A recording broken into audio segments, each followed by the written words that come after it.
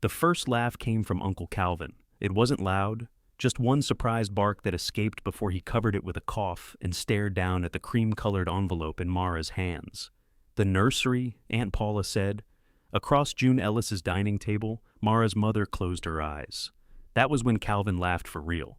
Mara's phone was vibrating in the pocket of her black dress, a number she didn't recognize calling for the third time since the funeral. She pressed her elbow against it until it stopped. Nobody in the room knew the caller was Elias Warren from Ridgway School of Environmental Design. Nobody knew he had spent the morning trying to reach the person who now controlled 2,086 trees his school had already ordered. Least of all, Mara. "You have got to be kidding me," Calvin said. Outside the dining room window, the nursery rows climbed the wet North Carolina hillside in dark, orderly lines. From this distance, the trees looked like stitches closing a wound. Up close, Mara knew. The lower field was holding water. The west pump needed a new pressure switch, and 24 dogwoods had to be turned before their roots pushed through the burlap. She also knew her grandmother had been dead for 4 days. "Mara," Denise said gently, which was worse than if she'd laughed too. "Honey, what exactly does the letter say?" Mara unfolded the paper again.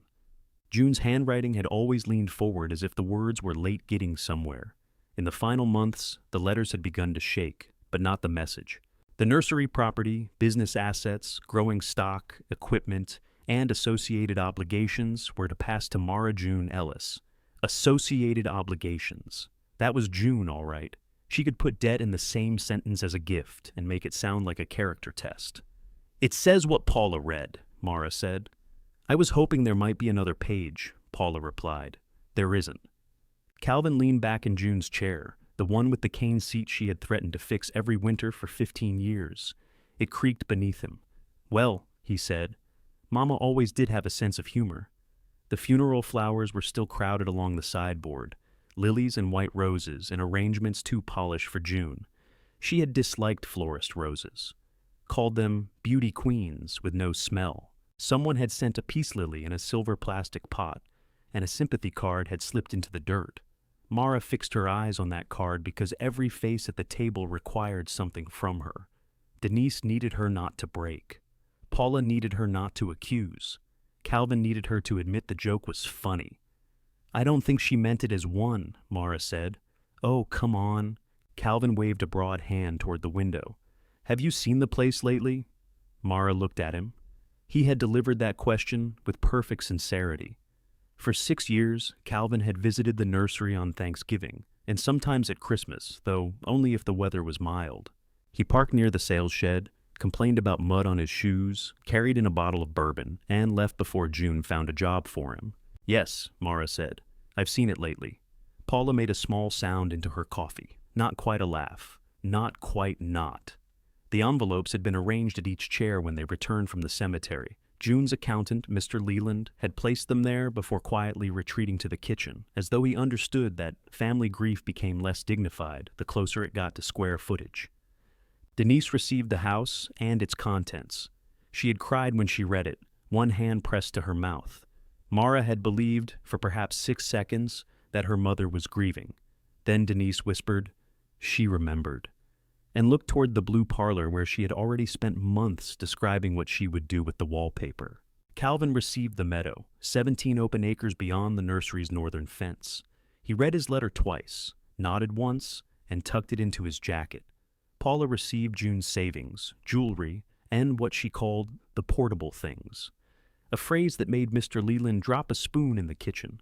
And Mara got the business that had been closed to retail customers for 11 weeks. She got the sales shed with peeling white paint, the greenhouses film green at the seams, a delivery truck that started only when the weather and the Lord agreed, and enough unpaid bills to give the word inheritance a threatening quality. Paula reached for the coffee pot. "I'm sure some of the equipment is worth something." "The red tractor might be," Calvin said. "It's not a tractor," Mara said.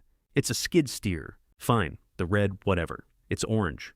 Calvin glanced at Paula. "See? She's already ahead of us." Paula laughed then, and for one ugly second, Mara almost did too. That was the trouble with Calvin. He could wrap a knife in a joke and make you feel impolite for bleeding. Her phone vibrated again. She stood so quickly her chair legs scraped the floor. Sorry. Denise watched her cross toward the kitchen. Is that somebody from the funeral? I don't know. You should answer it. I'm aware of how phones work, Mom. The words came out sharper than Mara meant. Denise flinched and glanced at the others, embarrassed on Mara's behalf. That familiar little motion hurt more than the laughter. In the kitchen, Mr. Leland was sealing leftover ham beneath plastic wrap. He was 72, narrow as a fence slat, and wore the same gray suit he had worn to Mara's grandfather's funeral 9 years earlier. He looked at her phone, then at her face. You want me to go back in there? He asked. No, I can. And say what? He considered. I've had some success making people uncomfortable by standing silently. Despite herself, Mara breathed out something close to a laugh. The phone stopped before she answered. The screen showed 4 missed calls and a voicemail. The area code was local. She was about to press play when Denise called her name, not loudly. Denise never raised her voice if disappointment could travel at regular volume. Mara put the phone face down on the counter. When she returned to the dining room, Calvin had spread a county map over June's table. He must have brought it with him to the funeral, folded inside his jacket beside the letter he hadn't known he was receiving. Blue ink marked the meadow's road frontage. A dotted line ran near the nursery's upper rows. Mara stopped behind her chair. What is that? Nothing that affects you. It's on Grandma's table, and Mama is no longer using the table. Denise inhaled. Paula studied her coffee. Calvin looked up and softened his tone. He had the practiced patience of a man who believed calmness was the same as kindness. Dale Mercer's been interested in the meadow for a while, he said. Nothing official, just conversations. The builder, developer, he builds houses and develops the land under them. That's generally how it works. June had hated Dale Mercer's subdivisions. Not because they were subdivisions, she said, but because he named them after everything he had bulldozed. Fox Hollow, Chestnut Ridge, Heron Creek. June once told Calvin that if Dale ever bought the meadow, she would come back and salt it personally. Calvin knew that. Apparently death had made June's opinions portable too. You were talking about selling before she died? Mara asked.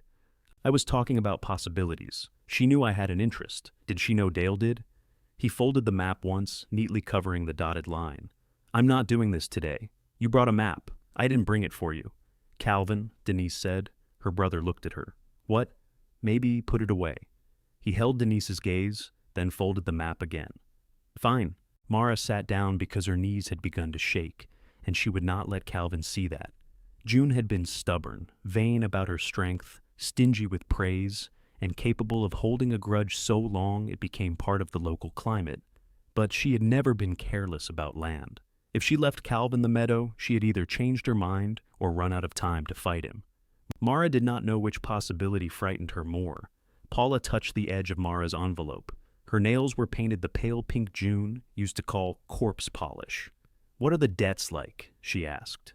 I don't know exactly. You did the books. I entered receipts. Grandma handled the accounts. That was not entirely true. In the last 4 months, Mara had handled whatever June slid across the kitchen table. Electric bills, fuel invoices, payroll for the 2 part-time workers June had eventually let go. But June kept one battered black ledger locked in the bottom drawer of the office desk. Whenever Mara asked about it, June said, You take care of what's alive. Let me worry about what's trying to kill us. Mara had thought that meant creditors. With June, it might also have meant family. Denise reached across the table and placed her hand over Mara's wrist. Nobody expects you to keep it. The gentleness in her voice hollowed Mara out. I haven't said what I'm doing. You don't have to decide this minute. Sounds like you decided. I'm trying to take pressure off you. Calvin picked up his coffee. She's right. The nursery hasn't made money in years. How do you know? Because successful businesses generally have customers. We had customers. Had. Mara wished she could take the word back. Calvin heard weakness the way June heard a dry bearing in a motor. She looked toward the window. The gravel parking lot was empty except for her hatchback and the family's clean vehicles. A faded closed sign hung inside the sales shed door. The retail benches had been bare since June's hospitalization. Beyond them, young trees moved in the wind. Calvin followed her gaze. I'll make you a fair offer. The room went still in the quiet, ordinary way a room did when everyone except Mara already knew the next line. For what? She asked. The whole nursery parcel. Land, stock, buildings. I'll deal with the cleanup and whatever can be salvaged. You won't have to spend 6 months discovering how bad it is. You came prepared to buy it. I came prepared to help. If Mama did something like this, something like leaving me property, leaving you a burden. Denise's thumb rubbed once across Mara's wrist. He doesn't mean it that way. He said it that way. Mara, how much? Calvin paused. That pause told her the number before he spoke it. Not the exact amount, but its shape. Small, convenient, already justified in his mind. 75,000, he said, assuming there aren't liens we don't know about. Paula looked impressed. Denise looked relieved. Mara nearly looked relieved too. $75,000 was more money than she had ever possessed, and less than the land beneath the nursery was worth without a single living thing on it. She could pay off her car, rent an apartment, finish school. She could become the version of herself her mother described to people with that apologetic phrase. She's just figuring things out. She thought of June in the propagation house in February, hands trembling as she pressed a grafting knife into Mara's palm. Not like you're apologizing, June had said. Cut like you intend both pieces to live. When do you need an answer? Mara asked. Calvin smiled. There it was, the warm, forgiving smile he gave waitresses after sending back food. No rush, he said. End of the week. Mara pulled her wrist from beneath her mother's hand. No, his smile remained. No what? No, you can't have it. Mara, don't be emotional. My grandmother died 4 days ago. This may be a bad week to require otherwise. Paula stared into her cup. Mr. Leland had appeared in the kitchen doorway, perfectly silent and making everyone uncomfortable. Calvin's smile finally disappeared. You have $43 in your checking account, Denise said. Mara turned to her. Her mother's face changed the instant she realized what she had admitted. Mara had told Denise that number 2 nights earlier, in June's guest room, after the funeral home required a deposit. She had said it in the dark because shame was easier when nobody could see where it landed. Across the table, Calvin lowered his eyes. Not kindly, calculatingly. Mara folded June's letter and slipped it into her pocket beside the phone. Thank you all for the coffee, she said. It's your grandmother's coffee, Paula murmured. Mara looked at her. Then, I guess it's Mom's now. She left through the kitchen before anybody could stop her. Outside, the rain had thinned to mist. Her funeral shoes sank into the gravel as she crossed the empty sales yard. She kept walking past the locked shed, past the cloudy greenhouses, down between the first rows of river birch. The trees whispered above her, thousands of wet leaves turning their pale undersides to the wind. From the house, someone called her name. She did not turn. Her phone vibrated once more. This time Mara answered. A man's voice said, Thank God. Is this June Ellis? Mara closed her eyes. No, she said. June died on Tuesday. Silence filled the line, followed by a slow breath. I'm sorry, he said. I didn't know. Mara rested one hand against the smooth silver bark of the nearest tree. Who is this? My name is Elias Warren. I'm calling from Ridgeway. The wind moved down the rows in a long green wave. He cleared his throat. I need to speak with whoever is taking over the nursery. It's about our trees. Which trees? The Ridgeway order. Mara opened her eyes. Rain gathered along the river birch branch above her and struck her cheek in cold, separate drops. I'm sorry. I don't know what that means. There was another silence, shorter this time. Papers moved near the man's phone. June didn't tell you about us? June didn't tell anybody much. That sounds like her. The familiarity in his voice made Mara grip the tree trunk harder. 4 days after June's death, people kept claiming pieces of her. The woman from the pharmacy had cried over June's habit of buying peppermint at the register. The funeral director had called her a pleasure to serve, which June would have considered reason enough to rise from the casket. Now, a stranger knew what she sounded like. Mara said, You told me it was about your trees. Yes. Ridgeway School of Environmental Design is developing a new graduate campus at the old Bellwether Mills site. June was growing the native canopy for it. How many? According to the last inventory, 2,086. Mara looked uphill. The rows no longer seemed to end where they had ended 10 seconds ago. What do you mean, growing it? I mean, we ordered it. The service berries, black gums, river birches, red maples, white oaks, tulip poplars, and the dogwoods that passed last year's assessment. There are a few smaller groups. All of them? Not every plant on the property. Every tree that met the schedule and size specifications. She heard Calvin's laugh again. A forest with a cash register that doesn't ring. Mara turned away from the house, though nobody could hear the conversation from there. Are they paid for? We paid the propagation deposit 3 years ago. The balance is tied to acceptance and delivery. 3 years. She had been there 3 years ago. She had mixed soil, cleaned grafting knives, driven to Virginia with June for 200 liners that had looked like bundles of sticks. June had never mentioned Ridgeway. How much is the balance? I don't have authority to discuss the full account over the phone until I know who I'm talking to. You called me. I called June. She's dead. His sigh held no impatience. That somehow irritated her more. I understand, he said, and I'm sorry. But the school has a contract with Ellis Nursery, not with an unidentified person answering June's phone number. This is my number, then June gave us your number. Mara pulled the phone away and looked at it as if that might clarify matters. Why? I assumed you worked with her? I did. Then perhaps she expected you to handle this. The words found the exact bruise her family had left. Behind her, gravel crunched. Denise was walking from the house with her black heels in one hand, and June's old golf umbrella tilted over her shoulder. Mara lowered her voice. What did she miss? Excuse me? You said you'd been trying to reach her. What did she miss? The final route inspection was scheduled for yesterday. Our landscape contractor arrived at 8 and found the gate locked. Mara pictured the lower service gate with its rusted chain. She had locked it before taking June to the hospital.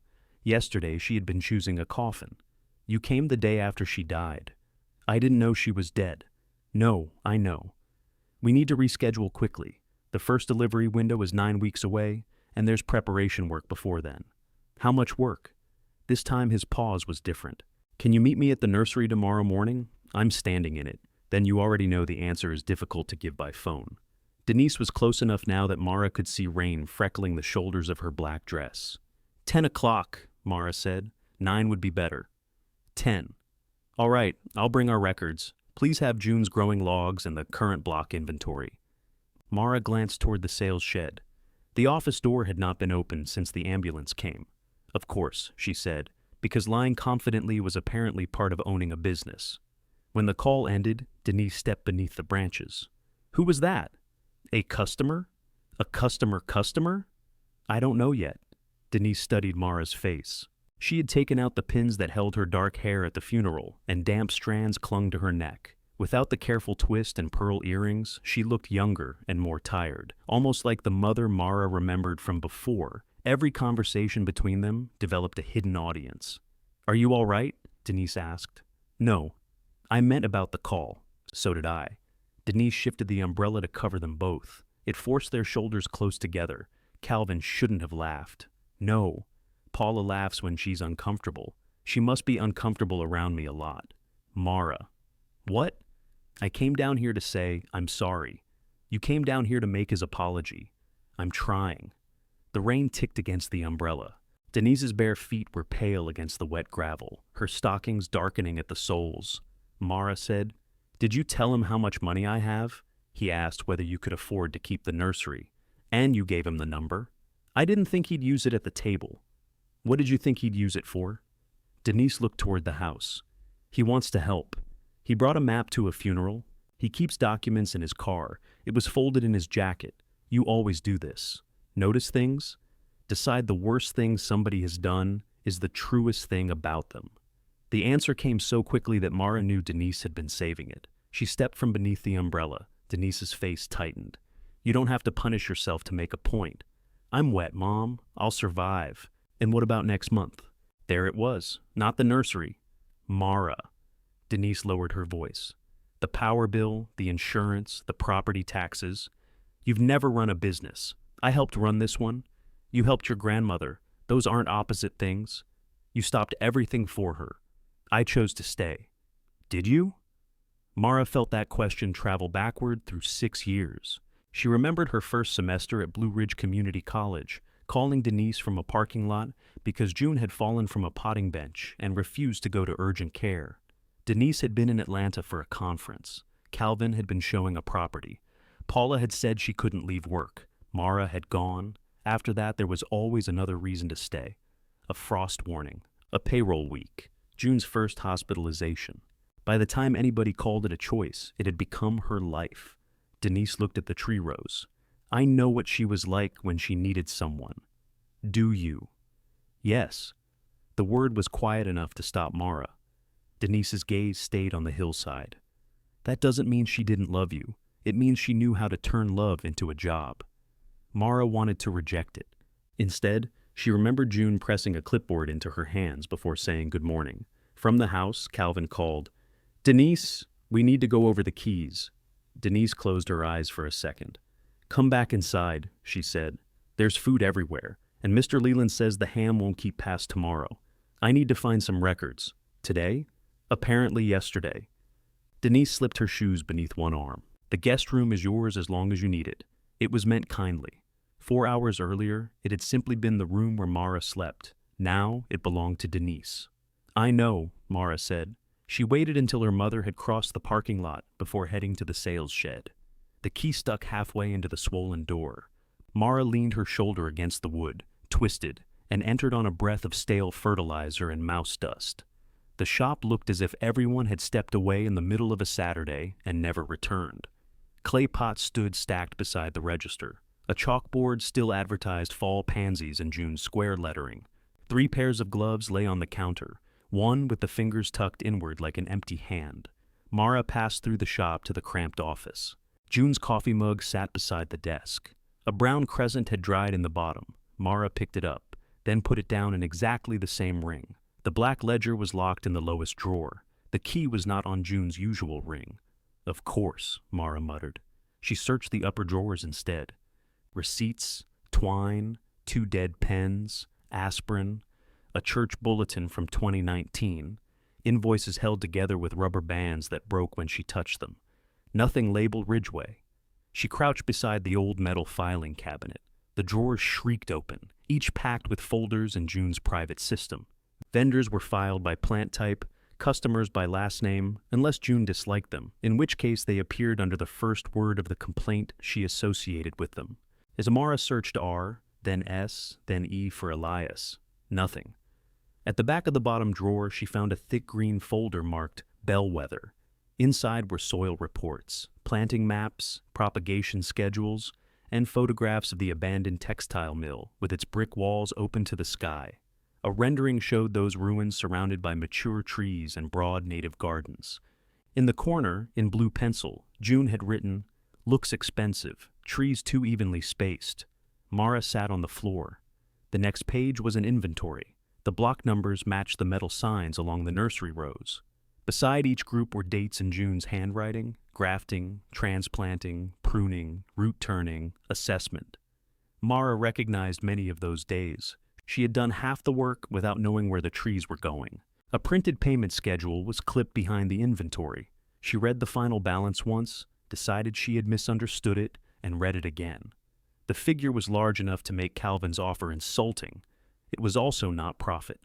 Below it, June had penciled freight estimates, labor, baskets, machine rental, fuel, insurance, replacement allowances, and a column headed, "What will go wrong?" followed by 3 blank lines as if trouble deserved room to introduce itself.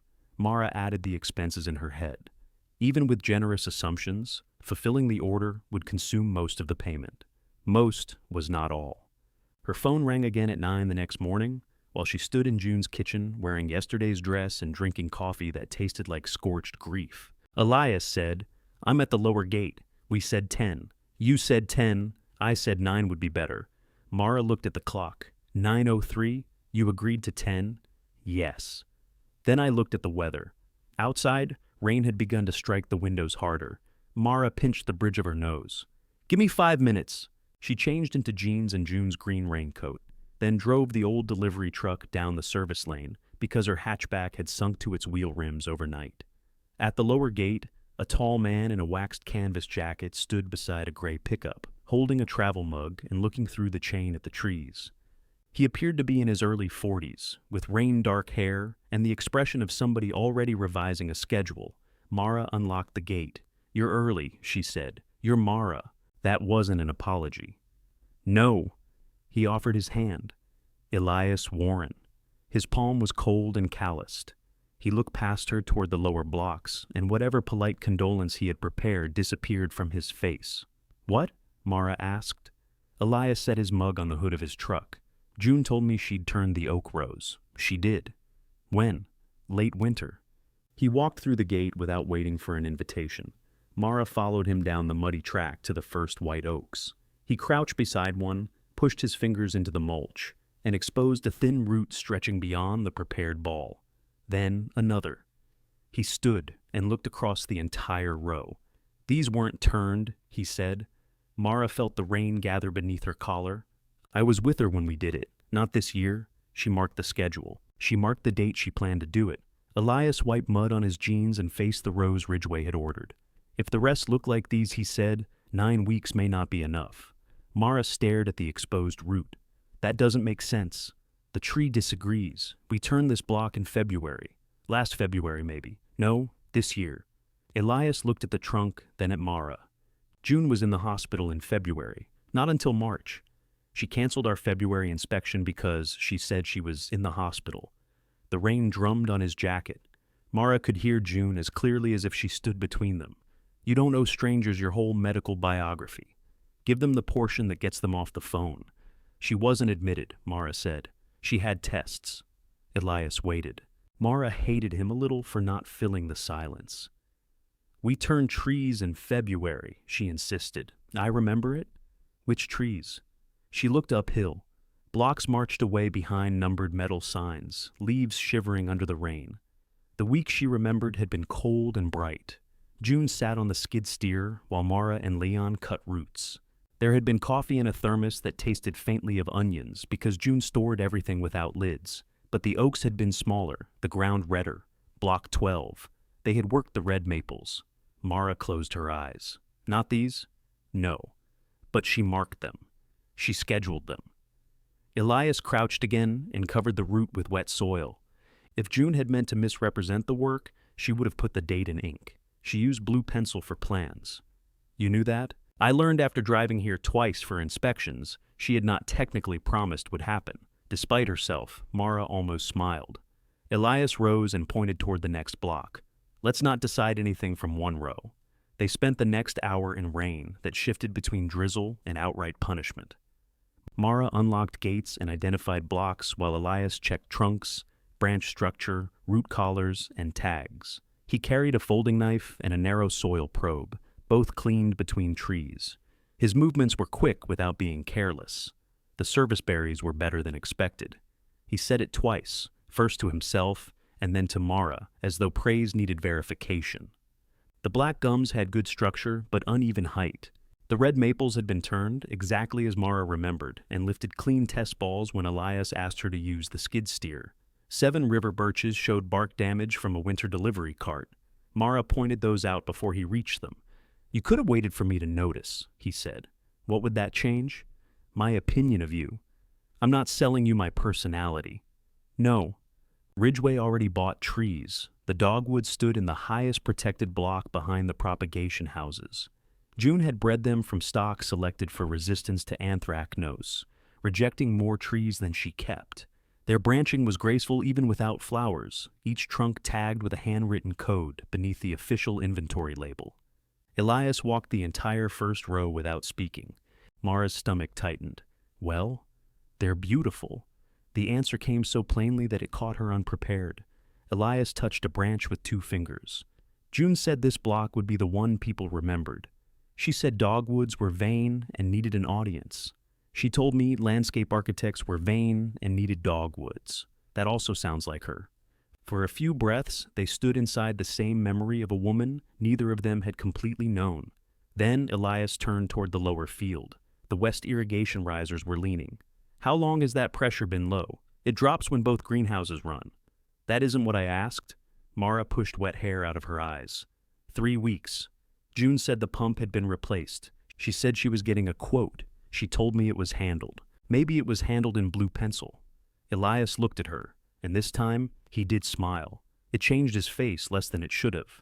At 11:40, they took shelter beneath the loading shed. Rain poured from one broken gutter in a solid rope. Mara found 2 folding chairs behind a stack of wire baskets. But Elias remained standing while he opened a waterproof folder. The contract was 37 pages long. Mara recognized June's initials at the bottom of every page. They grew shakier toward the end, but never disappeared. "What happens if the first shipment is late?" Mara asked. "The landscape contractor can charge storage and rescheduling costs. To us? To the contract balance. How much?" He named a daily figure. Mara sat down. "That seems dramatic. You're supplying living material to an active construction site. Delays spread. Then move the oaks to a later wave. I can ask? I can't promise. The central quad is first. Plant something else in the central quad." Elias looked at her. "What?" June said the same thing, less politely. "Did it work?" "No." "Then why are you looking amused?" "Because I missed her." The words sat between them without demand. Mara looked toward the dogwood block so he would not see how they landed. She had spent 4 days around people who missed June as an arrangement of objects. Her china, her meadow, her house. Elias missed being argued with. Mara turned a page. If Ridgway ordered the trees 3 years ago, why isn't there more money left from the deposit? The deposit funded propagation. It's gone. I would expect most of it to be. June started with liners and grafts, not finished stock. She also covered operating expenses. That's what a growing contract is supposed to cover, not enough of them. Elias pulled the second chair open and finally sat. "I manage grounds. I'm not your accountant, I noticed. You say that like I failed to entertain you. You came an hour early to tell me 2,000 trees might be unusable. The juggling portion of your visit has been disappointing." His mouth moved at one corner, then he tapped the schedule. "They aren't unusable. Some may not be ready. What would it take? For the oaks? A crew of at least 4 who know field stock. A tree spade would be faster, but the lower ground is too soft now. Once it dries, you root prune in stages and monitor shock. Some will fail. You need enough acceptable substitutions to protect the count. I have 1 person. You?" "Yes." June's last report listed 3. She let Curtis and Wendy go in January. Leon quit before that. Elias's expression sharpened. "Leon Bell? You know him?" "I met him here." "Why did he quit?" "Family disagreement." "Whose family? Mine." "That sounds useful." "It's accurate." "He closed the contract." "Call him. He won't come. Call him anyway. You don't know what happened." "No. I know these trees were maintained by someone who understood them, and that work stopped in sections around the same time. Leon's name disappeared from the reports." Mara bristled. "I maintained them, with Leon, and after him." While caring for June, it was not a question. She looked away. Elias softened his voice, which made it more difficult to resist. "You cannot do this alone. People keep telling me that, when they mean I can't do it. I mean, the contract requires more human bodies than yours contains." Rain rattled against the tin roof. Mara folded her arms. "What happens now?" "I submit an initial condition report. I'll recommend a 14-day corrective review before Ridgway makes any decision about the first delivery." "Decision meaning cancellation?" "Possibly," and the word struck with no decoration. "You said the trees were ordered. They are. Ridgway also has quality provisions. And if they cancel, the contract addresses that. 37 pages generally means something terrible has been addressed. It means several terrible things have been anticipated." Mara stood and walked to the edge of the shed. Water struck the mud hard enough to leave craters. 9 weeks had sounded impossible. 14 days sounded insulting. "When does the report go in?" she asked. "Tomorrow. Can you wait?" "No." "Can you leave out the oaks?" "No." She turned. "Can you do anything besides bring bad news early?" "Yes." "I can document that the service berries, maples, black gums, birches, and dogwoods remain viable. I can state that the new owner identified damage without prompting and appears familiar with the stock." "Appears? I met you 2 hours ago. I could identify every tree here in the dark. That will make an excellent trick at the corrective review." Mara stared at him. Elias held out the waterproof folder. "These are copies. Read the delivery specifications, especially the substitutions. Find the black ledger if it contains the growing logs. Repair the irrigation pressure before the ground dries. And call Leon. You really like telling people what to do. I manage a campus. It isn't built yet, which is why everyone is wet and angry." He left at 12:15. Before driving away, he stopped at the gate and rolled down his window. "For what it's worth," he said, "June never called this place Ellis Nursery when we talked. What did she call it? The only nursery within 300 miles stubborn enough to do the order correctly. That's not very catchy. No, but it's why Ridgway chose her." After his truck disappeared, Mara stood alone at the gate with the contract tucked beneath June's raincoat. Back at the office, she called the pump company. Their first available appointment was in 10 days. When Mara said the Westfield could not wait, the receptionist offered an emergency visit at a price that made Mara check her banking app, though she already knew the number, $43.18. The business account required the black ledger and access credentials she did not have. She called Denise. Her mother answered on the fifth ring. "I'm with Paula at the bank. I need the key to Grandma's office drawer." "What key?" "The black ledger is locked up." "Is that about the customer?" "Yes." A pause. "Was the call good news?" "I don't know yet." "Mara, Calvin's offer won't stay open if you start spending money." "I'm not asking about Calvin. I'll look through Mama's keys when I get home." "Your home or hers?" Denise went quiet. Mara immediately wished she had not said it, then resented having to wish that. "June's house," Denise said. "The house you are welcome to stay in." "Thank you. You make gratitude sound like a dental procedure. I need the key today. I heard you." The call ended. Mara stood with Leon Bell's number open on her screen for nearly a minute. She had not spoken to him since December, when he packed his thermos, 2 flannel shirts, and a rusted toolbox into his pickup, while June watched from the greenhouse door. Mara had asked him to stay. Leon had said, "Not while your mama can call me a thief," in the same breath she asks why I haven't fixed her fence. Denise had not used the word thief. She had asked why June kept paying him on weeks the nursery was closed and suggested he was taking advantage. The distinction had not impressed Leon. Mara pressed call. He answered with a cautious, "Hello?" "It's Mara, I know." She heard a television turn down. "How are you?" she asked. "Your grandmother died, and you're calling me, so I expect neither one of us is about to improve." Mara sat on the office floor beside the green bellwether folder. "I need help with the oaks." "No? You don't even know which oaks." "The answer is portable. Ridgway's coming back in 14 days. Leon said nothing. "They ordered the field stock," Mara continued. "All of it. The first delivery is in 9 weeks, but the white oaks weren't turned." "I know." The office seemed to narrow around her. "What do you mean, you know?" "I mean, June called me 3 weeks ago." Mara pressed the phone tighter to her ear. "She told you the oaks weren't done? She asked me to come finish them. And I told her I wouldn't step on that property until your mother apologized." The old clock above the office door ticked into the silence. Leon exhaled. "What time tomorrow?" he asked. 6:30. "You're grieving. Don't become unreasonable." 7, that's better." He hung up. Leon arrived at 6:58 in a Navy pickup with a dented passenger door. He climbed out carrying the same rusted toolbox he had taken with him in December, and a paper sack darkened at the bottom by grease. He was 63, compact through the shoulders, with a white beard he trimmed only when it began interfering with zippers. His left knee had been replaced twice. June used to say Leon walked like a man who had survived an argument with gravity and expected a rematch. He handed Mara the sack. "What is it?" "Breakfast." "I ate. You look like somebody who smelled coffee."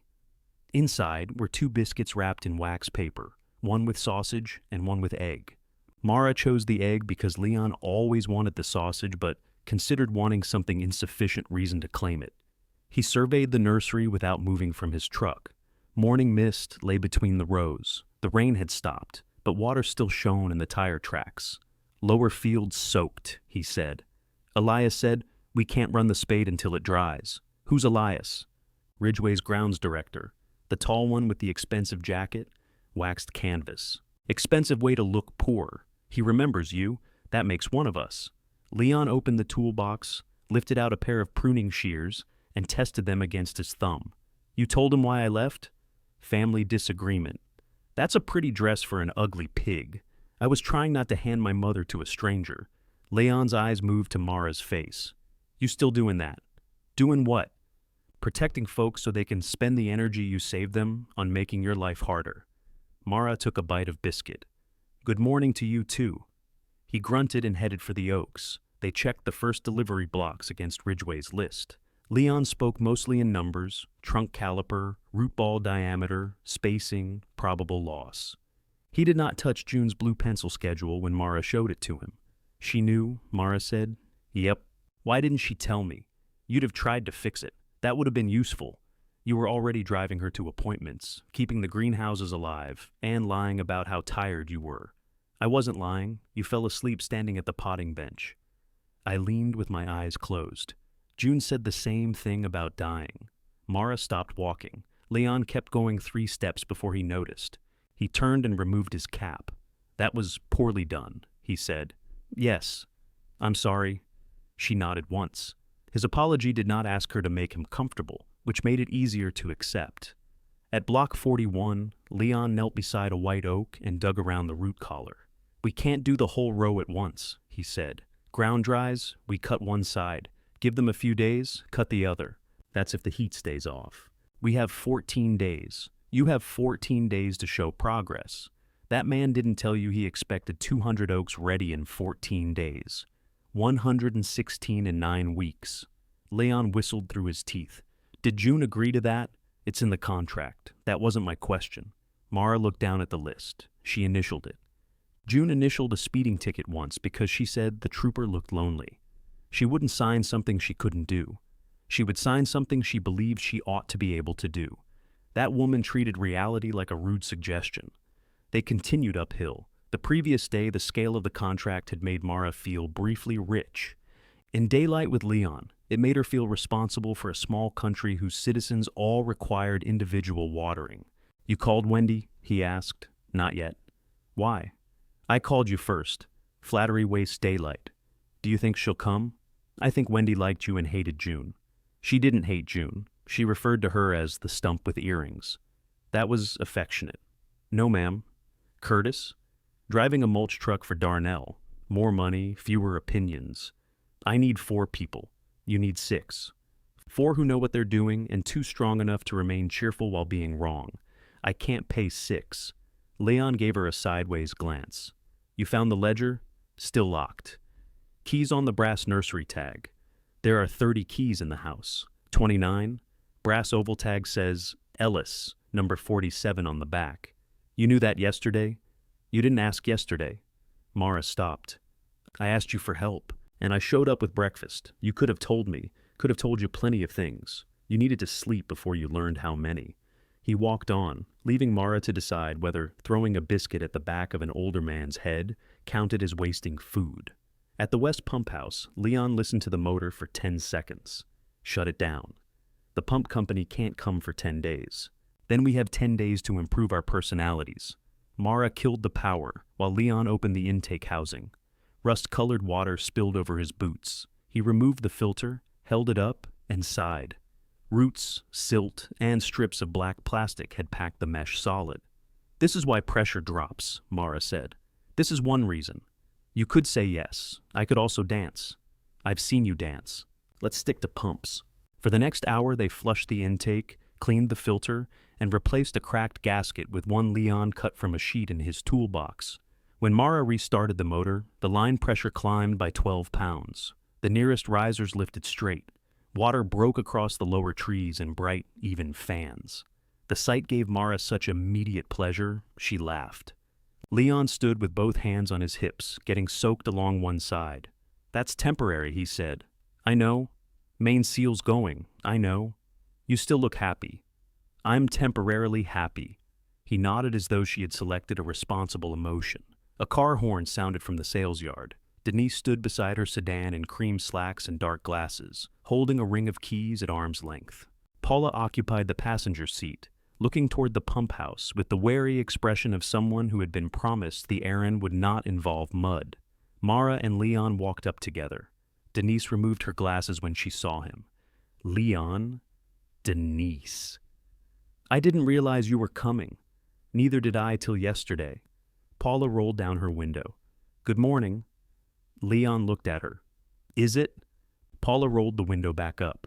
Denise offered Mara the keys. I found the brass tag. I didn't know which one you needed, so I brought all of them. Thank you. Her mother did not release the ring. How long is Leon staying? Today, Mara said. Leon said, Depends. Denise's fingers tightened around the keys. On what? Whether Mara asks me tomorrow. That's not exactly sustainable. Neither is a broken pump. I'm speaking financially. Then you're speaking to the wrong person. Mara hired me. Mara turned to him. I did? You want free labor? Call Calvin. Denise gave a short, humorless laugh. That worked out so well the last time. Leon's face closed. Mara felt the morning rearrange itself around one careless sentence. Denise heard it too. I didn't mean, yes you did, Leon said. You're just sorry you said it before you decided how to make it sound nice. I was concerned about my mother. You asked why she paid me when the shop was closed. She could barely cover her expenses. She owed me for 6 weeks during the drought. I let it ride because she was buying water. Denise looked at Mara as if the answer might be hidden there. Mara had not known. Leon continued, his voice level. Those checks you saw weren't charity. They were wages I'd already earned. You never explained that. You never asked me. I did ask. You asked June whether I was taking advantage while I was standing close enough to hand you a fence staple. Denise's face flushed. If I misunderstood, I'm sorry. Leon waited. The sprinklers hissed behind them. Paula's door opened. She stepped out carefully, one shoe finding the only dry patch of gravel. Maybe we can all agree that everybody was under strain. No, Mara said. The word surprised all 4 of them. Paula blinked. Excuse me? We don't have to agree to that. It doesn't fix anything. Denise looked wounded. I apologized. You apologized to the misunderstanding. That is not fair. Neither was accusing him. I did not accuse him of stealing. You accused him of using Grandma. I was trying to protect her. Leon reached for his toolbox. I've got oaks. He started away. Mara called, Leon. He stopped without turning. She looked at her mother. Tell him you were wrong. Denise's mouth opened, then closed. Mara could almost see the argument inside her. The insult of being corrected by her daughter. The humiliation of Paula watching. The genuine conviction that her intentions ought to count for more than the damage they caused. I was wrong, Denise said at last. Leon looked back. I saw something I didn't understand, she continued, and I assumed the worst. I should have asked you directly. I'm sorry. Leon studied her long enough that Denise reached for her glasses. Then he said, All right, that's all? That's what an apology is for. You trying to turn it into lunch? Paula coughed into her hand. Leon walked toward the oaks. Denise released the keys. Mara nearly dropped them from the sudden weight. I hope that felt good, Denise said quietly. It didn't. Could have fooled me. She turned toward the car. Mom, Denise stopped. Thank you for the keys. Her mother nodded without looking back and got into the driver's seat. Paula climbed in beside her, holding her shoes in one hand. The brass tag key opened the bottom drawer. Mara carried the black ledger to the sales counter, where Leon waited with 2 cups of machine coffee he had driven out to buy. He opened the cover, but did not read over her shoulder. June's accounts filled the first pages in dense columns. The Ridgeway deposit had entered 3 years earlier and drained away through liners, soil, labor, irrigation, and ordinary survival. The current operating balance was enough to cover 1 month of minimal payroll or the pump repair, not both. Near the back, Mara found Leon's name beside 6 deferred weekly payments, each later crossed out when June paid him. She touched the marks. Leon stared through the shop window. She should have told me you offered to wait, Mara said. Would have made me sound decent. She didn't like creating false expectations. A loose envelope slid from between the pages. Inside was a list in June's handwriting. Leon, Wendy, Curtis, neighbors if desperate. Do not let Calvin organize anything. Below it, underlined twice, she had written, Mara will try to carry too much because she thinks being useful is the rent she owes for being loved. Mara read the sentence again. Leon did not ask what it said. She closed the ledger. I can pay you for 1 week, she said. After that, I don't know. 1 week's more than yesterday. I need Wendy. I'll call her. You said I should. You've got the face of someone recently insulted by a dead woman. First call should be about work. He lifted his coffee. Also, he said, Wendy blocked you. Why did Wendy block me? Leon took a cautious sip. Best information says she didn't want to hear from you. That isn't information. It's the usual purpose of blocking. I never did anything to her. Leon lowered the cup. Mara heard the sentence after it was too late. That, he said, may have been the problem. He took out his phone and called Wendy from the sales counter. On the second ring, a woman answered with, "If this is about your generator, I told you to stop plugging the heater into it. It's Leon." A pause. "Are you calling from heaven or jail?" "Nursery." Same question. Leon put the phone on speaker. Wendy Shaw's voice came through bright and suspicious. She was 39, strong enough to carry a bald dogwood alone, and wise enough to make sure someone noticed before she did. She had worked at Ellis Nursery for 4 years, usually wearing red rubber boots and one of a rotating set of shirts from the failed political campaigns. "Mara's here," Leon said. "Then take me off speaker." Mara leaned toward the phone. "Hi, Wendy." "No, Leon says you blocked me." Leon tells everybody everybody's business. It saves him from developing interests. "I'm asking you to come back for 2 weeks." Wendy laughed once. Unlike Calvin's laughter, hers had no cruelty in it. Only disbelief sharpened by experience. Did June come back too? No. The line quieted. Leon picked up his cup and walked outside, leaving Mara alone with the phone. Wendy said, "I heard. I'm sorry." "Thank you?" She was mean as a copperhead, but I'm sorry. That may be the most accurate condolence I've gotten. I wasn't invited to the funeral. Mara looked at the black ledger. "I thought Paula called you." "Paula does not know my last name." "I should have called." "Yes." The simple answer removed every excuse before Mara could arrange one. She ran a thumb along the ledger's worn corner. "I should have called after January, too." "Yes. When June ended your hours, she told me it was temporary. She had you leave my last check in the fertilizer cabinet." "I know. Do you know why that bothered me? Because it was disrespectful. Because you were in the next greenhouse." Mara remembered Wendy crossing the parking lot with the envelope in one hand. Mara had been misting cuttings and had watched her go through fogged plastic. She told herself Wendy wanted privacy. She told herself June had made the decision, not her. "I was ashamed," Mara said. "You should have been angry. I was that too. Couldn't tell from the greenhouse." "No." Wendy breathed out. Behind her, industrial machines thumped in an uneven rhythm. "Where are you working?" Mara asked. "Hotel Laundry on Henderson. 7 at night to 3 in the morning? You hate nights. I enjoy rent." Mara closed her eyes. "The Ridgeway contract is real," she said. 2,086 trees. We have a corrective review in 13 days. The oaks weren't turned, the pump seal is failing, and I can pay 1 week for sure. That is the worst job offer I have ever received. "I know." "You don't offer health insurance? The boss is dead. The new boss sounds unwell, and the equipment may explode. The skid steer is fine. Then lead with that next time." Mara smiled despite the heat in her face. "I need 3 days. Daylight hours, whatever you can give me. Regular wage, overtime if we go over 8. I will not ask you to do anything unpaid. Can you promise the check won't be in a cabinet? I'll put it in your hand. Can you promise you won't tell me June meant well?" Mara looked through the window at the rose. "No," she said. "I think sometimes she did mean well. I can promise I won't use that to pretend she treated you well." Wendy went quiet again. "Tomorrow," she said, 6 hours. If I hate it, I leave. That's fair. I still have you blocked."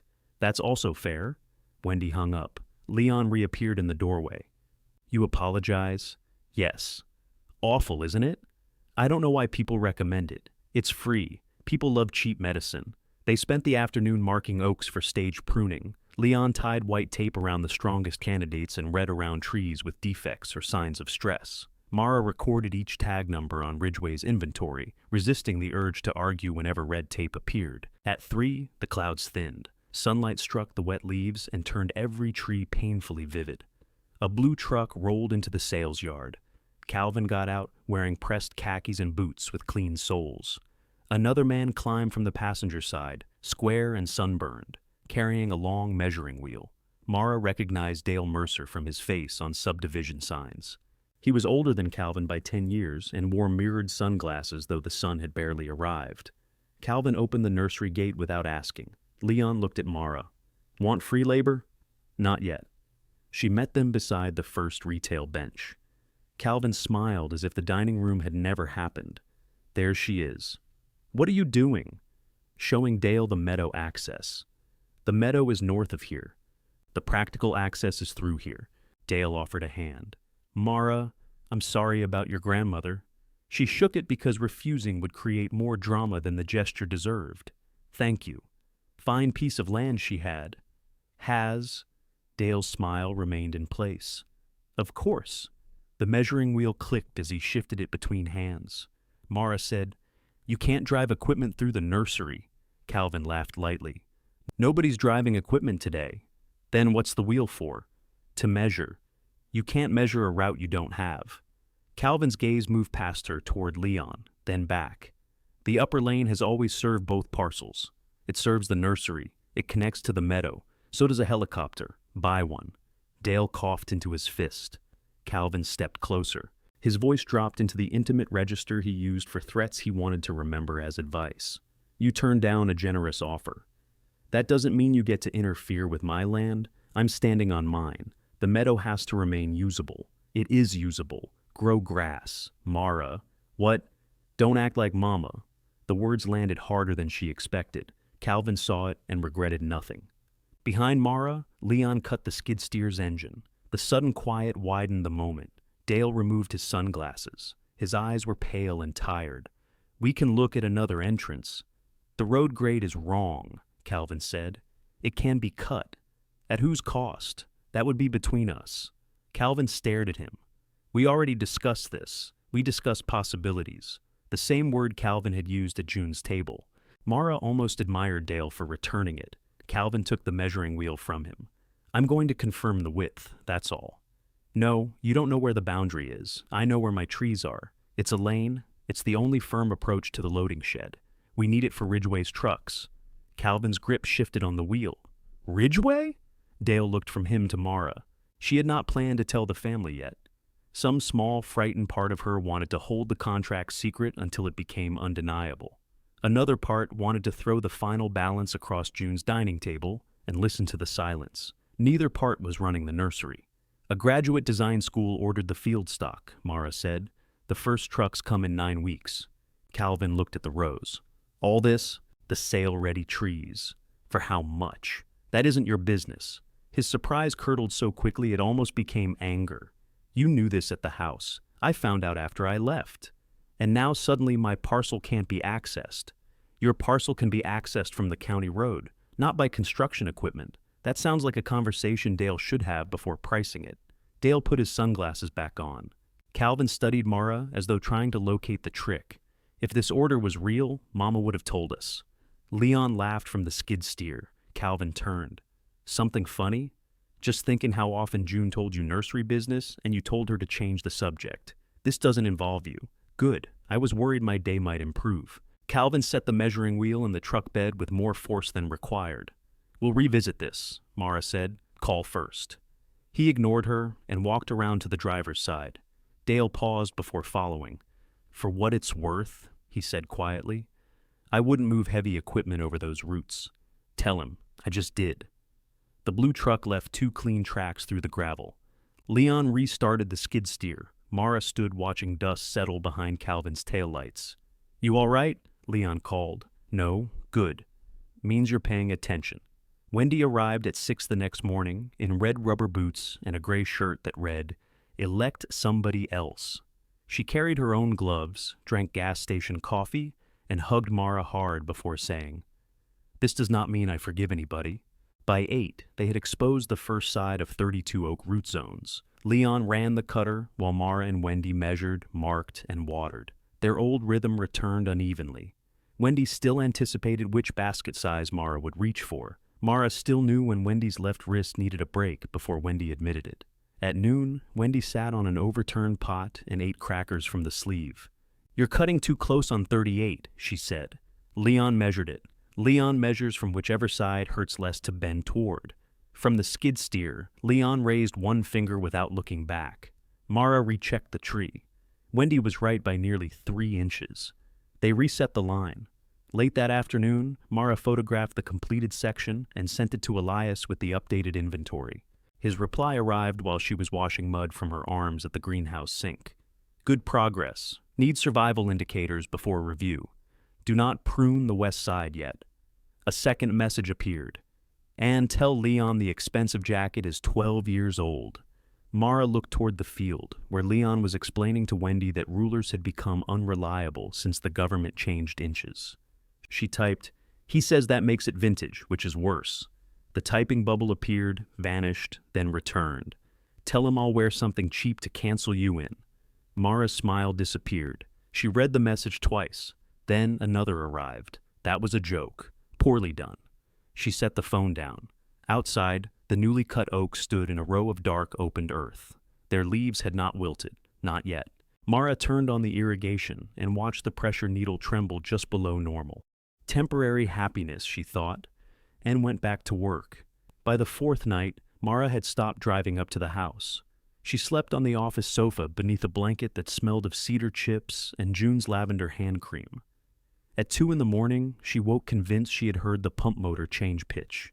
She crossed the nursery in rubber boots and pajamas, found the pressure steady, and stood beneath the stars, listening until a barred owl made a noise like somebody reconsidering a bad decision.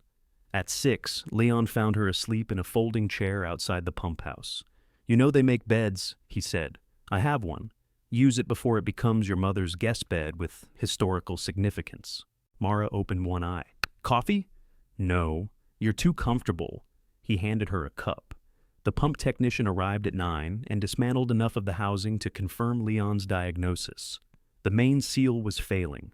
So was the coupling, which had a hairline crack visible only when he cleaned away the mineral buildup. "Full rebuild," he said. "Maybe replacement, once I price the motor." "How long?" "Parts come Thursday. I can put you on Friday." "And the cost?" He wrote it on the back of his card. Mara stared at the figure. Leon leaned over her shoulder. "That includes a new pump? That includes me finding the old one still attached when I come back." The technician showed them how to reduce the cycling load by running one zone at a time. He tightened the coupling and warned Mara that it might hold 10 days or 10 minutes. "Don't leave it running unattended." "We irrigate at night," Mara said. "Then attend it at night." He drove away with $200 for the emergency visit, leaving Mara with a machine that sounded perfectly healthy, now that she knew it might die. The operating account could cover the repair if she delayed payroll. It could cover payroll if she delayed the repair. It could not do both until she secured access to a small business credit line June had listed in the ledger, and the bank wanted estate documents Mr. Leland said would take time. Mara called the technician and booked Friday, 6 days away. Then she paid Leon and Wendy. She did not tell them she had chosen. Wendy came every morning after that, sometimes straight from the hotel. She would step out of her car smelling faintly of detergent and industrial steam, change into her red boots, and ask which trees were trying to ruin her life. On the third day, Mara found her asleep upright against a stack of wire baskets during lunch. "You can go home," Mara said. Wendy's eyes remained closed. "I am home. My home has better chairs. You worked all night. I've worked all night before. I can't pay you to fall into a root trench, then pay me to sit beside one for 12 minutes. Mara set a timer on her phone and went back to inventory. When it rang, Wendy stood, stretched, and said, "I hate this place. I know. That's why I came back. That doesn't make sense. It does if you hated it right." Mara understood more than she wanted to. Leon brought Curtis Dobbins on Sunday. Curtis was 50, sun-browned, and so quiet that June used to assign him work beside people she wished to discourage. He could give them 1 day a week without losing the mulch route. "This order pays?" Curtis asked. "If we fill it, and if you don't, I pay the days you work either way." "Good answer." It was the first time Mara heard herself speak, like someone responsible for more than effort. They root-pruned in stages, starting with the strongest white oaks. They watered deeply, monitored leaf response, and measured trunk calipers against Ridgway's specifications. Mara updated the growing logs each evening in black ink. She refused to use blue pencil.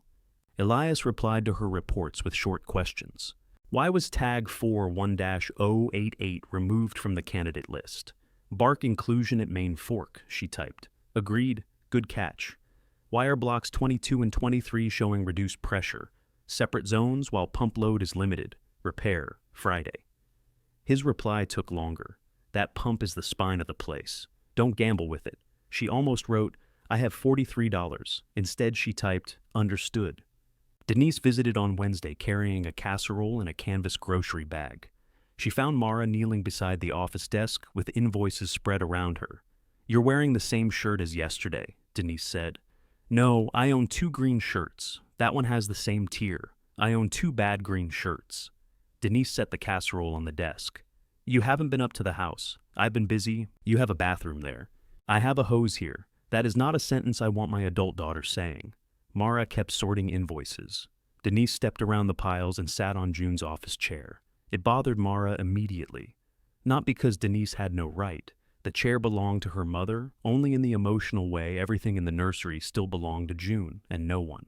Denise turned toward the filing cabinet. Calvin says there's a big contract. There's a contract. He thinks you hid it from him. I didn't know about it. He also says you're blocking access to the meadow. I'm blocking construction equipment from driving over tree roots. Is he selling? He wants to. To Dale? Yes. Denise looked unsurprised. Mama would hate that. She left him the meadow. That doesn't mean she'd like what he did with it. Mara stopped sorting. Then why leave it to him? Denise traced a finger through dust on the arm of the chair. Maybe she got tired of having the same fight. Grandma? Dying changes the fights you think you can win. There was no accusation in Denise's voice, only knowledge Mara had not been invited into. She looked at her mother. Did you know how sick she was? I knew more than she wanted you to know. Why? Because she called me after you went to bed. Mara sat back on her heels. June and Denise had spoken rarely in daylight. Their conversations usually ended with one of them cleaning something that was already clean. What did she say? Mostly that you were hovering and Leon was getting on her nerves. Denise glanced toward the black ledger. Once she asked whether I thought you'd keep the nursery. What did you tell her? That you'd try. The answer hurt because it was accurate and incomplete. Did she tell you about Ridgeway? No. She said there was work coming that might be too much for one person. She could have told me. Yes. Everybody seems comfortable admitting that now. Denise looked down at her hands. She thought needing people made the need more important than the person. You know that. Mara thought of the sentence inside the ledger. Being useful is the rent she owes for being loved. Did you bring the casserole to make sure I eat? Mara asked, or to make sure I still need you? Denise flinched. Mara wished she could pull the question back. It had sounded too much like June, precise and proud of the wound. Her mother rose from the chair. It's chicken and rice, she said. You can assign whatever motive makes it easier to swallow. She walked to the door. Mom, Denise stopped but did not turn. I'm sorry. For the question? For making you prove it was only one thing. Denise stood quietly. Then she said, it wasn't only one thing. She left before Mara could answer. The casserole lasted 3 dinners, and one breakfast Leon claimed violated natural law. By Thursday, the first 32 oaks showed no significant wilt. Wendy found new white root tips on 2 test balls, the earliest sign that the trees were responding to the cuts. Mara photographed them with a scale marker and sent the images to Elias. Encouraging, he replied. Continue monitoring through heat tomorrow. The forecast predicted 93 degrees, the hottest day of the month. Mara arranged the irrigation schedule by hand.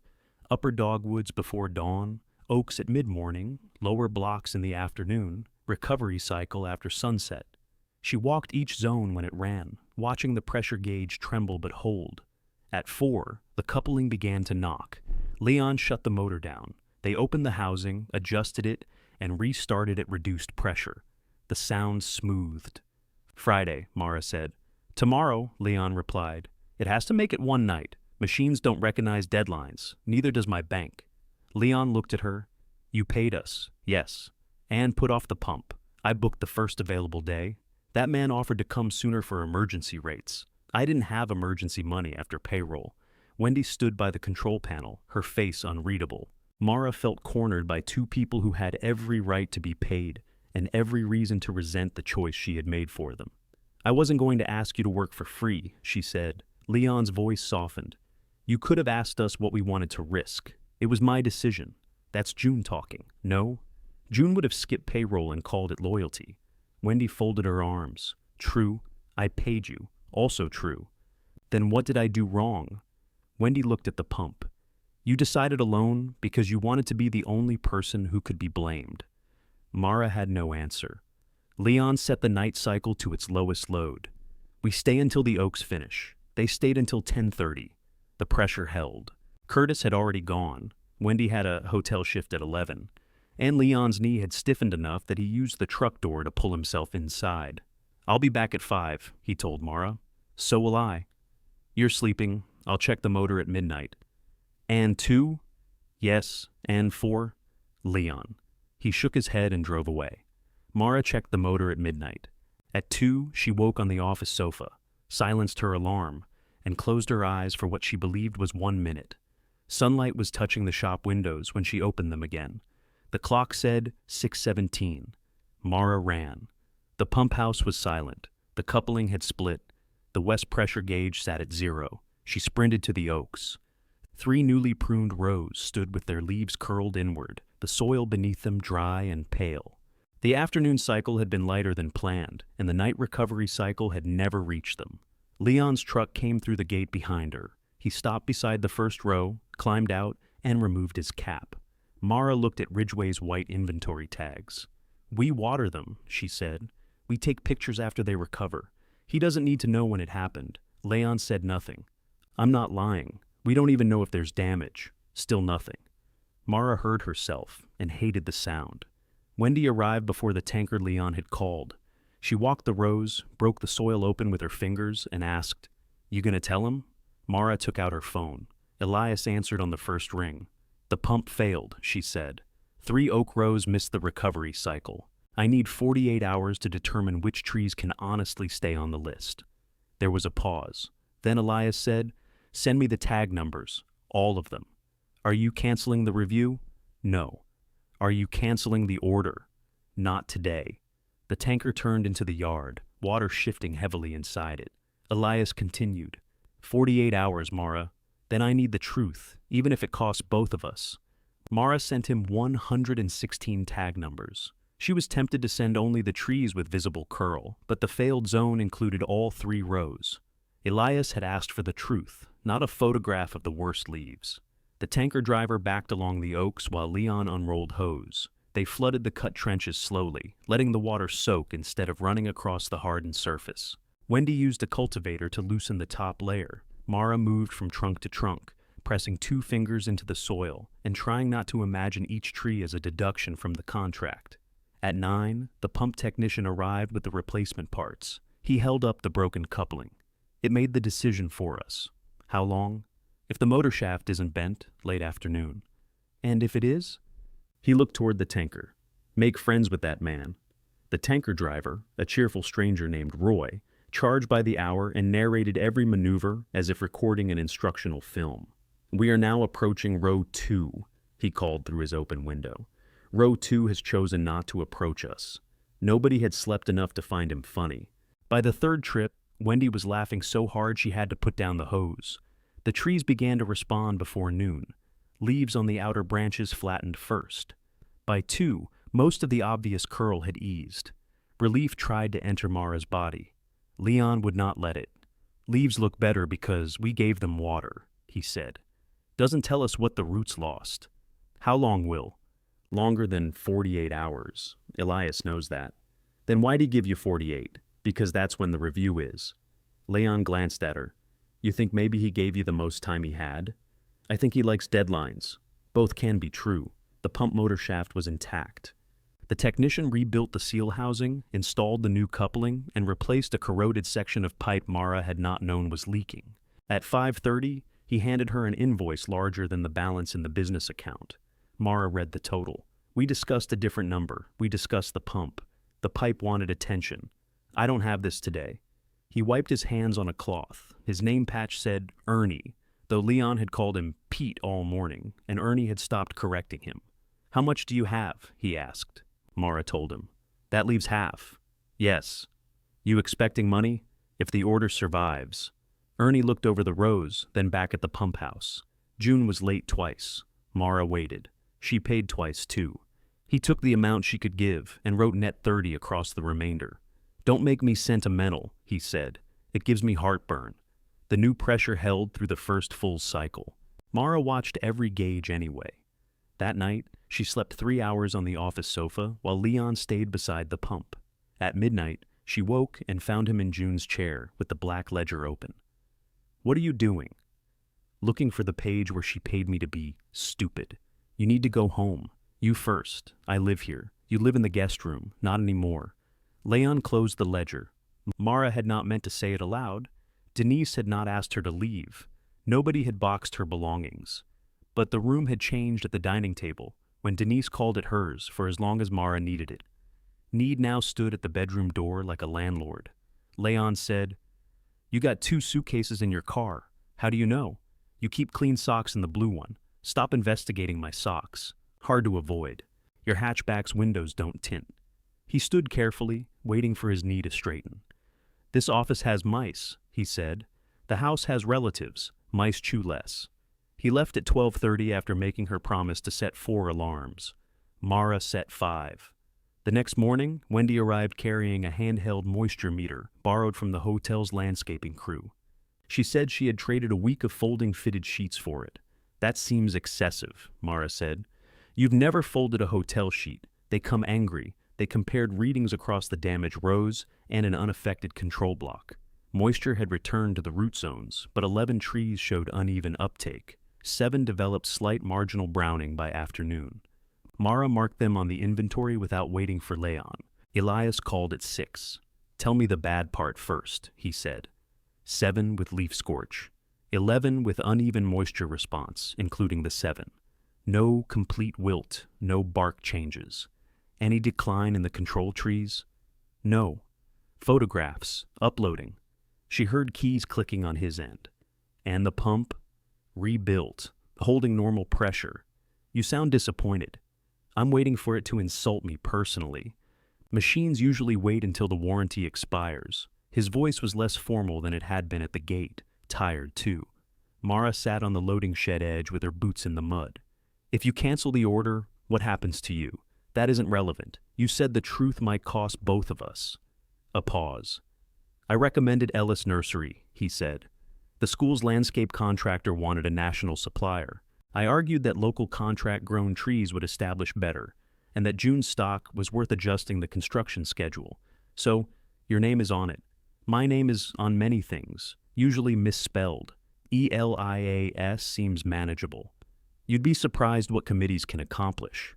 She smiled, then looked at the oaks. "Did she tell you she was sick?" "No. She told me everybody around her was overreacting to ordinary aging. That meant yes. I know that now. Would you have changed the schedule?" "I would have tried." "She must have thought asking would make you doubt the nursery. Did it make you doubt her?" Mara pressed mud from the edge of her boot with one thumb. "I don't know which parts of her were strength and which parts were fear-wearing work clothes."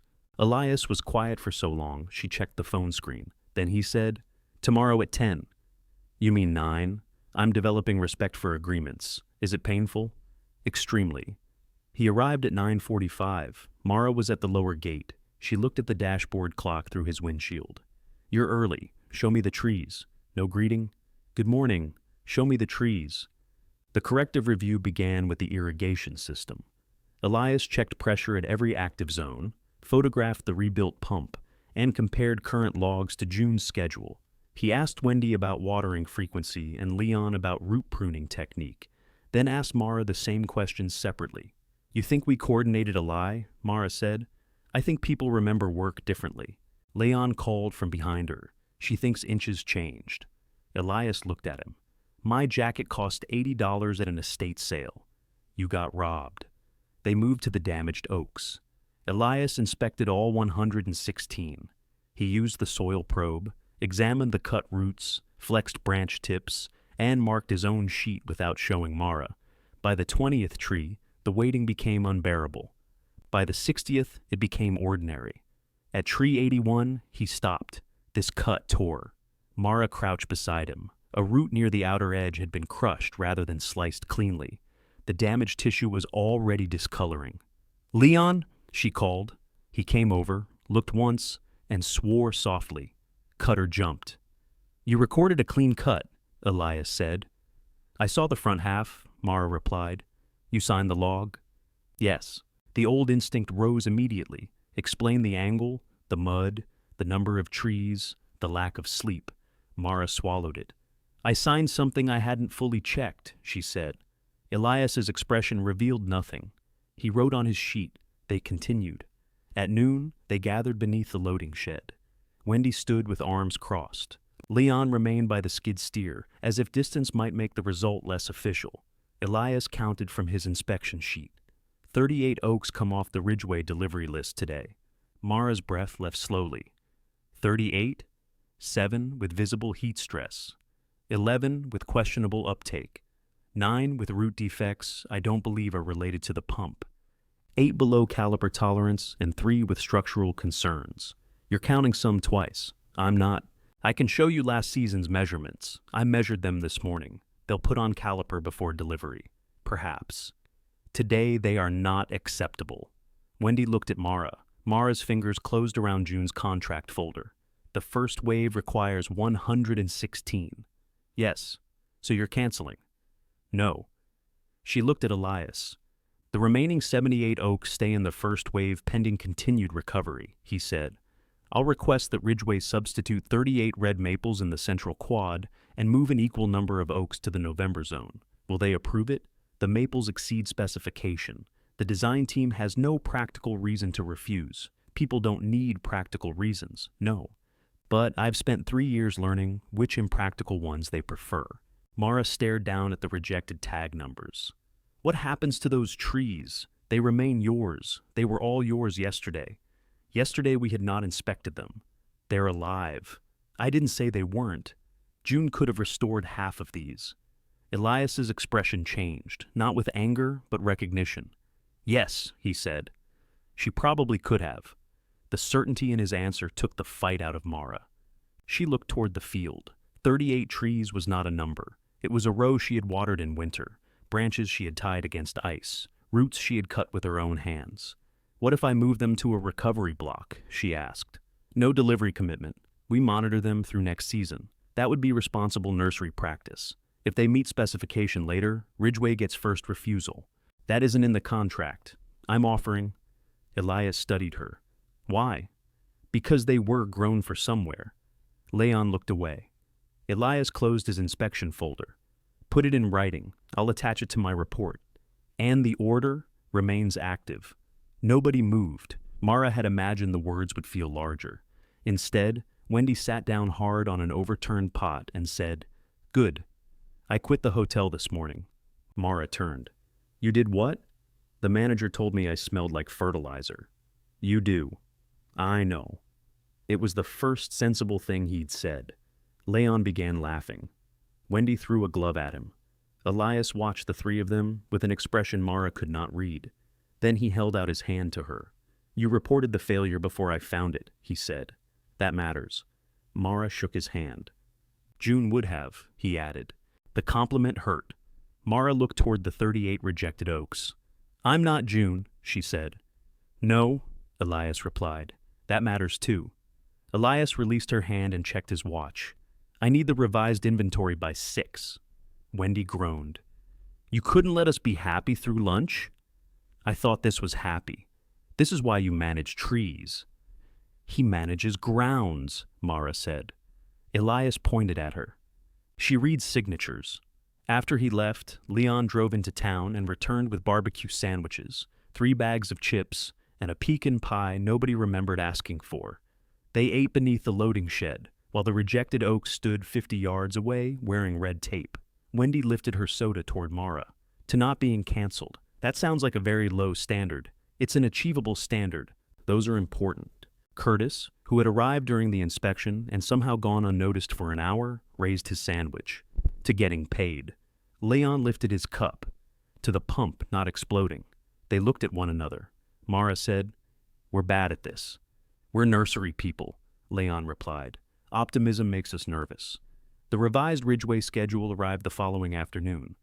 The design team approved the red maple substitution, but the first wave still required 412 trees to be dug, balled, wrapped, tagged, staged, and loaded in 7 weeks. Mara printed the schedule and taped it above the office desk. It covered June's handwritten sign that read, If you have time to lean, check the water. Mara moved the sign beside it. The 38 rejected oaks needed to come out of the delivery rows, so nobody confused them with accepted stock. Leon recommended the fallow strip east of the second greenhouse, where the drainage was good, and June had once grown roses before deciding they were too emotionally needy. Moving them required a tree spade. Ellis Nursery's old attachment had been sold during the drought. The nearest rental company wanted a deposit Mara could not manage, plus a delivery charge that seemed calculated from another continent. Leon gave her the number for Blue Heron Nursery. "Ask for Lila Navarro," he said. "You ask her. She likes me enough to say no politely. Might like you less and say yes by accident." Lila answered with machinery roaring behind her. Mara explained the Ridgway order, the rejected trees, and the recovery block. "You're June's granddaughter," Lila said. "Yes. She backed a trailer into my greenhouse. I hadn't heard that story. She didn't tell stories where she hit buildings. Did she pay for the damage?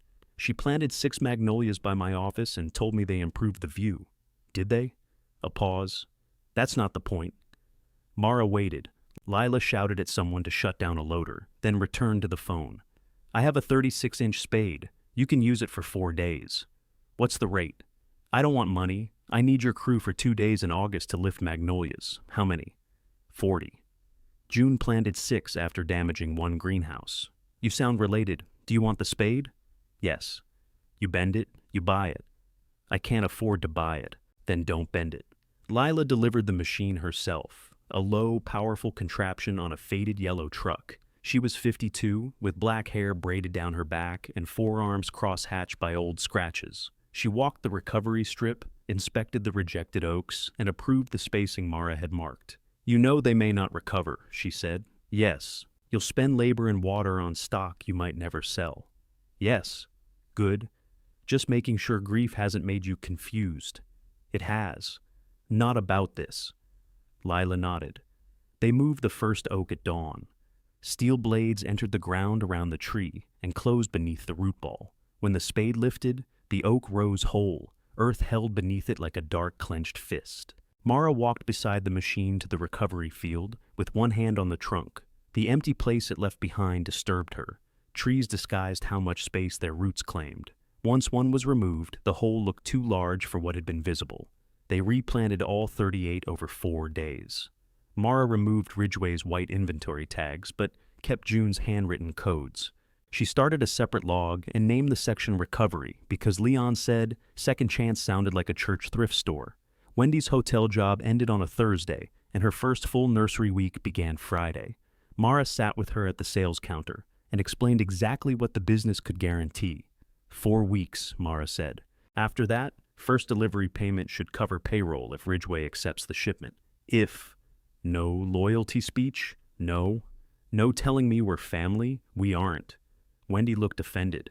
I brought you crackers. We're co-workers with cracker privileges. That better include dental. It did not. But Wendy signed the temporary employment agreement Mr. Leland helped Mara draft, then took a copy without being asked. Mara considered that a small measure of progress. The first sign of trouble in the upper field was not wilt, but silence. The dogwood sprinklers had a faint metallic tick when they rotated. Mara heard their absence while walking the lower lane after lunch. She climbed the slope, checked the zone valve, and found no pressure. At the junction near the meadow fence, 2 cut pipe ends stood open. The brass manifold that divided water between the upper nursery blocks and June's old pasture line was gone. Tire marks crossed the grass toward Calvin's meadow. Mara called him. He answered, I'm in a meeting. You remove the upper manifold. Dale's crew moved equipment that belongs to my parcel. It belongs to the nursery. It was north of the boundary marker. It supplies my dogwoods. It also supplied the pasture trough. Grandma stopped using that trough 10 years ago. Then you don't need the connection. I need the manifold. You need a new junction on your side. Mara looked at the exposed pipe. Who gave you permission to cut my line? It isn't your line where it crosses my property. You don't know where it crosses because you still haven't surveyed it. Dale had measurements. With the wheel I told him not to use, Calvin exhaled through his nose. I'm not arguing about plumbing. The manifold was attached to the meadow system. It's mine. Bring it back. No. I have contract trees without water. You told me the pump was repaired. The pump cannot send water through air. Then perhaps you should have considered shared access before making my buyer feel unwelcome. The connection was suddenly clear. You did this because I wouldn't let Dale drive through. I removed my equipment from my land. You didn't even want the manifold until I said no. You don't know what I want. I know you brought a map to a funeral." He hung up. Mara stood beside the severed line, phone shaking in her hand. Leon arrived with 2 lengths of PVC and an expression of unsurprised disgust. "Can bypass it. How long?" "Most of today. Then we dig it up when the root gets in Dale's way. The dogwoods can't wait all day. Run hose from the greenhouse header." The temporary hose reached only half the block. Mara and Wendy moved sprinklers by hand, while Leon began cutting pipe. At 3, Denise's sedan came through the gate. She walked uphill carrying a plastic folder and wearing old jeans Mara had not seen in years. The knees were faded white. "I called her," Leon said. Mara looked at him. "Why?" "Because I wanted the manifold more than I wanted to watch you become your grandmother on the telephone." Denise reached them out of breath. "Calvin says the manifold came with the meadow. He's wrong, I know." She opened the folder. Inside was a yellowed receipt from Mountain Supply, dated 11 years earlier. Ellis Nursery had bought the manifold, pipe, and pasture fittings together. June had paid from the business account. "Where did you find that?" "In the house files. She kept irrigation under taxes." "Why?" "I stopped asking why your grandmother did things in 2004. The receipt proved who bought the equipment, though not precisely where it belonged. It was enough for Denise. She called Calvin. Mara heard only her side. "I found the invoice." "No, the nursery paid. I understand where you think it was located. Then take that up later. You cannot cut off her water in July." A pause. Denise turned away from Mara. "I don't care what she said to Dale." Another pause. "She is not Mama, Calvin." Her voice changed. "And you don't get to punish her for surviving the argument." The call ended. Denise pressed the phone against her chest. "He'll bring it." "When?" "When he stops being angry that I didn't agree with him." Leon checked his watch. "So, Christmas?" Calvin arrived 40 minutes later with the brass manifold in the bed of his truck. He did not get out. Dale was not with him. Mara lifted the equipment herself. "It needs a new coupling," Calvin said through the open window. "Your line was corroded. It wasn't cut at the coupling." His jaw tightened. Denise stood beside Mara. "Calvin?" He looked at his sister. "That wasn't right," she said. He gave a bitter laugh. "You've picked a side quickly." "I picked the water." "No, you picked Mama, like always, once it was too late for her to appreciate it." He drove away before Denise could answer. For a moment, she stared after him with the same stricken look Mara had seen at the dining table. Then Denise carried the folder down to the junction, knelt in the mud, and held the pipe steady while Leon reconnected it. "You'll ruin those jeans," Mara said. "They've survived worse." "What? Raising you?" It was the kind of joke Denise usually made when other people were listening, light enough to deny and pointed enough to sting. This time she smiled at Mara before Mara could decide whether to be hurt. Mara smiled back. When the manifold was secure, she opened the zone. The pipes knocked once. Pressure climbed. Along the upper slope, the dogwood sprinklers rose and began turning, one after another. Denise sat back on her heels and watched the water brighten the leaves. "I always thought she loved this place more than us," she said. Leon quietly gathered his tools and moved away. Mara watched the spray drift between the rows. Sometimes she probably did. Denise looked at her, surprised by the answer. "I thought you'd defend her. I'm tired. That may be the most honest you've ever been with me." "No, it's just the first answer you weren't asking me to soften." Denise wiped mud across her jeans. "When we laughed, I thought she had done to you what she did to everybody. Given you a job and called it love. Did you laugh?" "No." "You looked relieved." Her mother did not deny it. "I didn't know the trees were ordered," she said. "They still need me, even though they are." Denise looked uphill at the moving water. "Yes," she said, "but maybe needing you isn't the same as trapping you." Mara wanted to believe that. The sprinklers turned, clicked, and turned again. Denise stayed until the entire dogwood block had been watered, holding the loose hose where the coupling still leaked against her palm. The next morning, Denise returned in the ruined jeans. She did not call first. She parked beside the sales shed, took a pair of gardening gloves from her trunk, and asked Wendy where she should start. Wendy looked at Mara. Mara looked at Denise. Denise said, "I'm capable of being assigned a task without everybody forming a committee." Wendy handed her a bundle of aluminum tags. "Block 36. Match these numbers, and if you put one on the wrong tree, Elias will appear behind you and lower the value of your home. Who's Elias? Man with a clipboard. No natural predators. Denise spent 4 hours tagging service berries. She was slow, and she asked the same question 3 times, but she checked every number against the inventory. At lunch, she ate on an overturned pot beside Wendy and listened while Leon described the Ridgway specifications as a personal attack on common sense. She came back 2 days later. Mara did not ask whether that meant anything. The nursery settled into a rhythm built from countdowns, 5 weeks until the first delivery, then 4. Wire baskets arrived on credit from a supplier who told Mara June had once mailed a payment inside a sympathy card because she was sorry to part with it. Burlap came stacked on a pallet that smelled of rope and rain. Curtis gave Ellis Nursery Sundays, then negotiated Tuesdays from the mulch company after Mara agreed to match his hourly rate. Wendy took over the staging inventory. Leon trained her on the tree spade even though she already knew how to operate it. "I'm teaching you how this one behaves," he said. "It's a machine, not a horse. This machine pulls left and hates reverse. Like you." "Exactly. Now you understand it." The accepted oaks held. New root growth appeared along the cut lines, pale and fragile as threads. In the recovery block, 4 rejected trees developed serious scorch. Mara pruned none of them. She watered, recorded, and waited. Elias came every Thursday. He no longer arrived early, though once he parked outside the gate at 9:52 and waited until 10 before calling. Mara saw him through the office window and made him wait the full 8 minutes. He inspected survival indicators, verified tag lists, and reviewed delivery preparation. He praised rarely and specifically.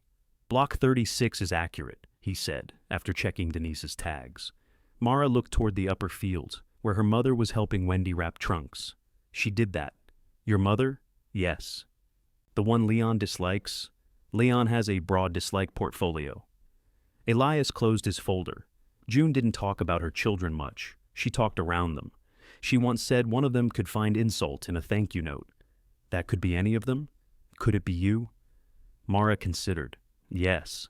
He nodded, apparently satisfied. The first delivery required 8 tractor trailers over 2 days. Ridgway's landscape contractor would send 4 each morning, staggered by 90 minutes. Trees had to be staged near the loading shed in exact order so they could be unloaded by campus zone. Mara drew the staging map on the office chalkboard. Elias studied it. "You've put the white oaks on the west apron, shortest route from their block. The 4th truck needs to turn there. It can reverse from the lower lane. 48-foot trailer. June took a 48-foot trailer through there. June also backed into Lila Navarro's greenhouse." Mara turned. "How does everybody know that?" "Lila sends a holiday card with a picture of the magnolias." They walked the route together. Mara measured turn clearance while Elias stood where the trailer wheels would track. They argued over 6 feet of gravel, changed the oak staging twice, and ended at the loading shed after dark. Denise had left a container of chicken salad in the office refrigerator. Mara brought it out with crackers, and they ate on the shed edge while moths struck the work light. Elias read June's sign above the desk through the open office door. "If you have time to lean, check the water," he said. "She had that here when we first met. She believed sitting was how failure entered the body. Did you?" "For a while. And now?" "Now I own a chair." He smiled. Mara scraped chicken salad from the corner of the container. "How did you meet her?" "I called for bids. She told me the design was dishonest. That sounds productive." The rendering showed mature native woodland 2 years after construction. "What did you say?" "That renderings communicate intent." "What did she say?" "Intent is what people call a lie before the invoice arrives." Mara laughed. Elias leaned back on his hands. "Then she mailed me soil samples from the mill and a list of what would actually grow there. She wanted the contract, of course, but she also wanted us not to plant 2,000 expensive mistakes." The trees moved beyond the work light, their leaves catching silver at the edges. Mara said, "My family thought the place failed because the parking lot was empty. What did you think? That if I worked hard enough, she'd tell me what we were building? Did she? No?" Elias looked toward the nursery rows. "Perhaps she thought the work told you. That would be convenient for her." "Yes." He did not defend June. Mara had begun to trust him for that. 3 weeks before delivery, the lowboy came through the upper gate. Mara heard it before she saw it. Diesel grinding against the slope, metal chains clattering on the trailer. A compact excavator rode behind the cab. Dale Mercer followed in his blue truck. Calvin had opened the gate. The lowboy's front wheels were already on the service lane when Mara ran from the loading shed. "Stop!" The driver could not hear her over the engine. She waved both arms. Dale saw her and honked, but the lowboy continued. Its right tires dropped from the gravel edge and pressed deep into the wet shoulder beside the upper oak row. Mara sprinted to June's delivery truck, turned the key, and begged the starter through 3 slow revolutions. The engine caught in a cloud of gray exhaust. She drove it sideways across the lane. The lowboy braked 20 feet away. Calvin came down the hill furious. "What in God's name are you doing?" "Closing my lane. You're blocking contracted equipment on nursery property. We settled this. You settled it with yourself." Dale got out of his truck. Calvin said access was cleared. "It isn't," Mara said. Calvin pointed toward the meadow. "That machine is scheduled for grading work today. Take it from the county road. It can't make the grade, then don't grade it." The lowboy driver shut down his engine. Quiet returned slowly, filled by the ticking of hot metal. Calvin stepped close to Mara's window. "Move the truck." "No. You are sabotaging my property because you're angry I want to sell it. I'm protecting ordered trees. From driving past, look behind you." The lowboy's tires had cut 2 deep trenches along the lane. Soil had compressed around the nearest oak root zones, dark water rising in the tracks. Dale walked over and crouched beside one rut. He pushed his thumb into the earth, then stood. "She's right," he said. Calvin turned. "Excuse me? We shouldn't take the lowboy through here. You said this access worked. I said the width worked. I didn't inspect the root zones. They're trees." "Yes." Dale's tone had lost its salesman's smoothness. "And I don't want a damage claim on them. There won't be one." "You can't promise that." Calvin looked between them, astonished by the betrayal of practical men. Mara said, "Back it out." Dale signaled the driver. "Back it out." The lowboy reversed carefully, but the damage was done. One rut ran nearly 40 feet along the lane, and the gravel at the upper turn had shifted beneath the trailer weight. Calvin waited until the machine cleared the gate. "You think one school order makes you important," he said to Mara. "No. That place was dead 6 weeks ago. It was growing. Same thing if nobody can see it." Mara felt the old urge to prove the numbers, the payment, the trucks. She let it pass. "You can't use the lane," she said. His face hardened. "You'll regret making family the enemy. You laughed before I said no." For once, Calvin had no answer shaped like a joke. He walked to his truck and slammed the door. Dale lingered beside June's delivery truck.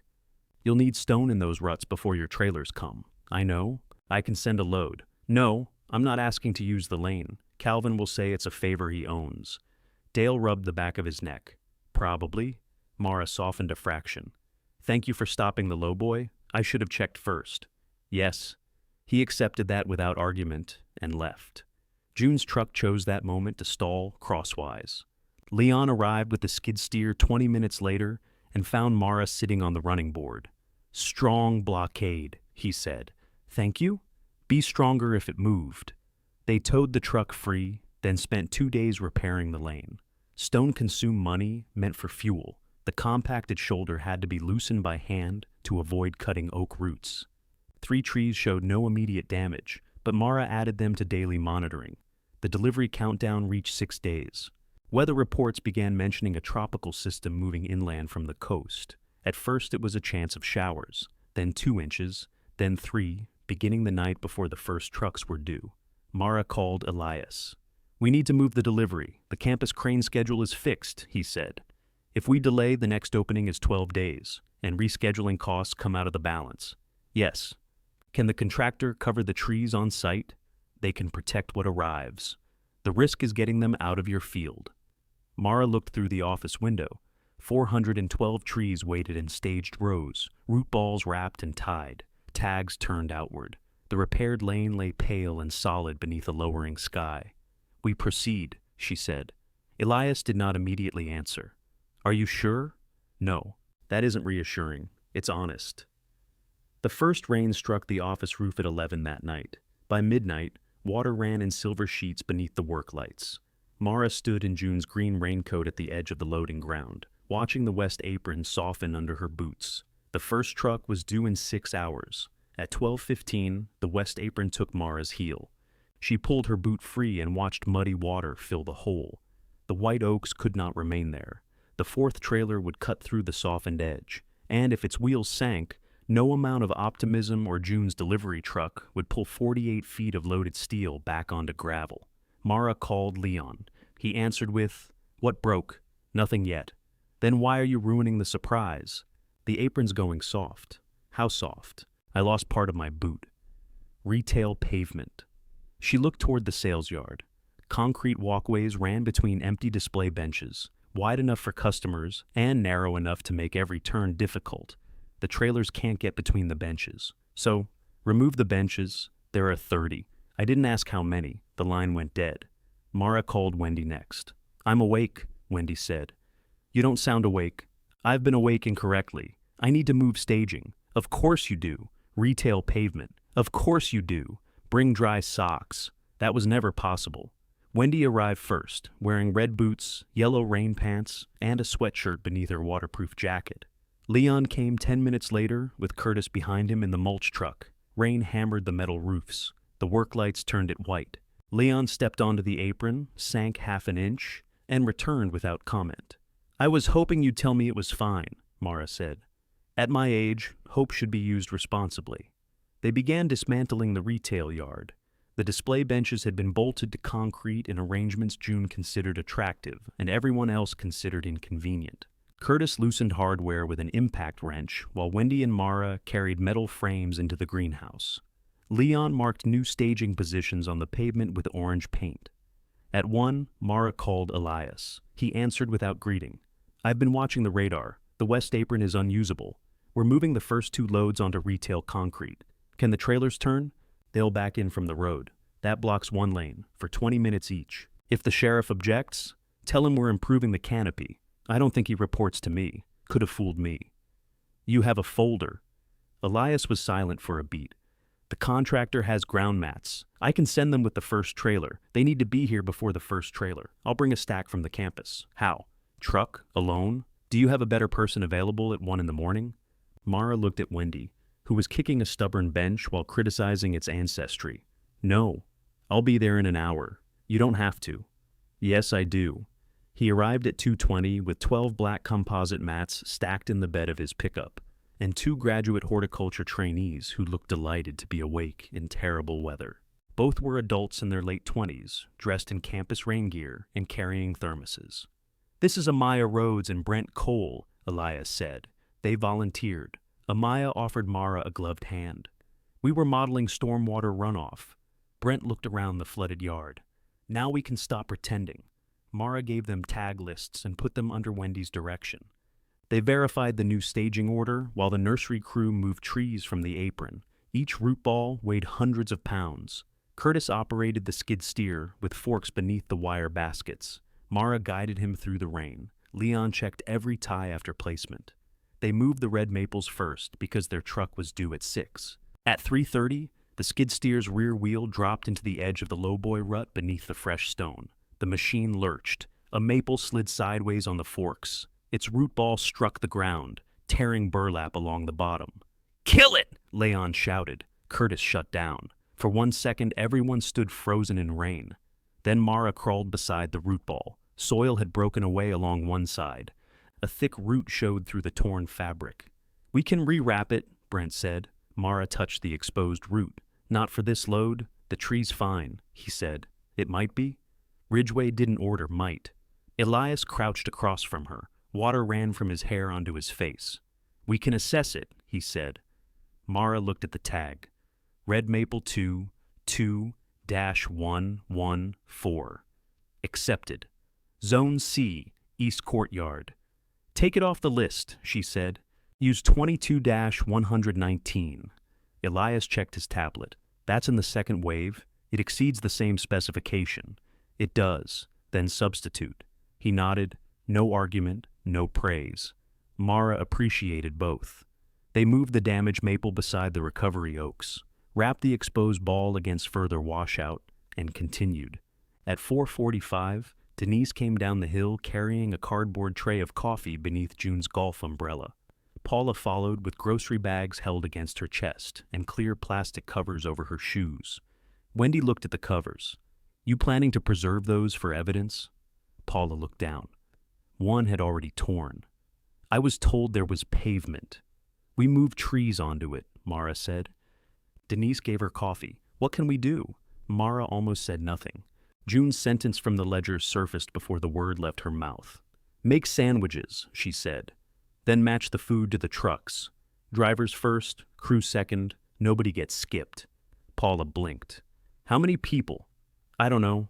Make all of them. For once, Paula did not ask a second question. At 5:30, the red maples stood in 2 straight rows along the retail pavement. Their root balls were wrapped and tied, trunks protected, tags facing the lane. Ground mats covered the muddy approach. Mara had been awake nearly 24 hours. The first trailer arrived at 6:12. Its driver was a broad-shouldered woman named Rochelle, who wore a silver rain cap and regarded the nursery entrance as if Mara had personally designed it to offend her. You want me to back in from the highway, Rochelle said. Yes. In this rain. Yes. On to that. She pointed at the matted approach. Yes. Rochelle looked at Elias. You in charge? No, he said. Mara glanced at him. He did not smile. Rochelle walked the route, tested the mat edges with her boot, and inspected the retail turn. I can put the trailer there. Tractor stays angled. You load from one side only. That works, Mara said. It works if no fool comes around the blind curve while I'm backing. We'll flag the road. I need 2 people who know the difference between stop and wave faster. Amaya and Brent took reflective paddles to the road. At 6:28, the trailer began backing through the gate. Its alarm beeped in the gray morning. Tires rolled across the mats, pressed water from their edges, and reached the retail concrete. The first Ridgeway truck stopped beside the trees. Nobody cheered. They were too tired and too afraid of encouraging fate. Loading took 91 minutes.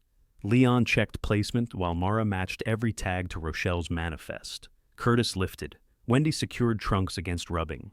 Elias photographed each loaded section. Denise passed coffee through the rain. Paula handed Rochelle a sandwich and received a sincere thank you that seemed to surprise her. At 7:59, Mara signed the first release. Rochelle climbed into the cab. Before closing the door, she said, You're 1 tree heavy. Mara's blood went cold. What? Relax. Kidding. Mara stared at her. Rochelle laughed and started the engine.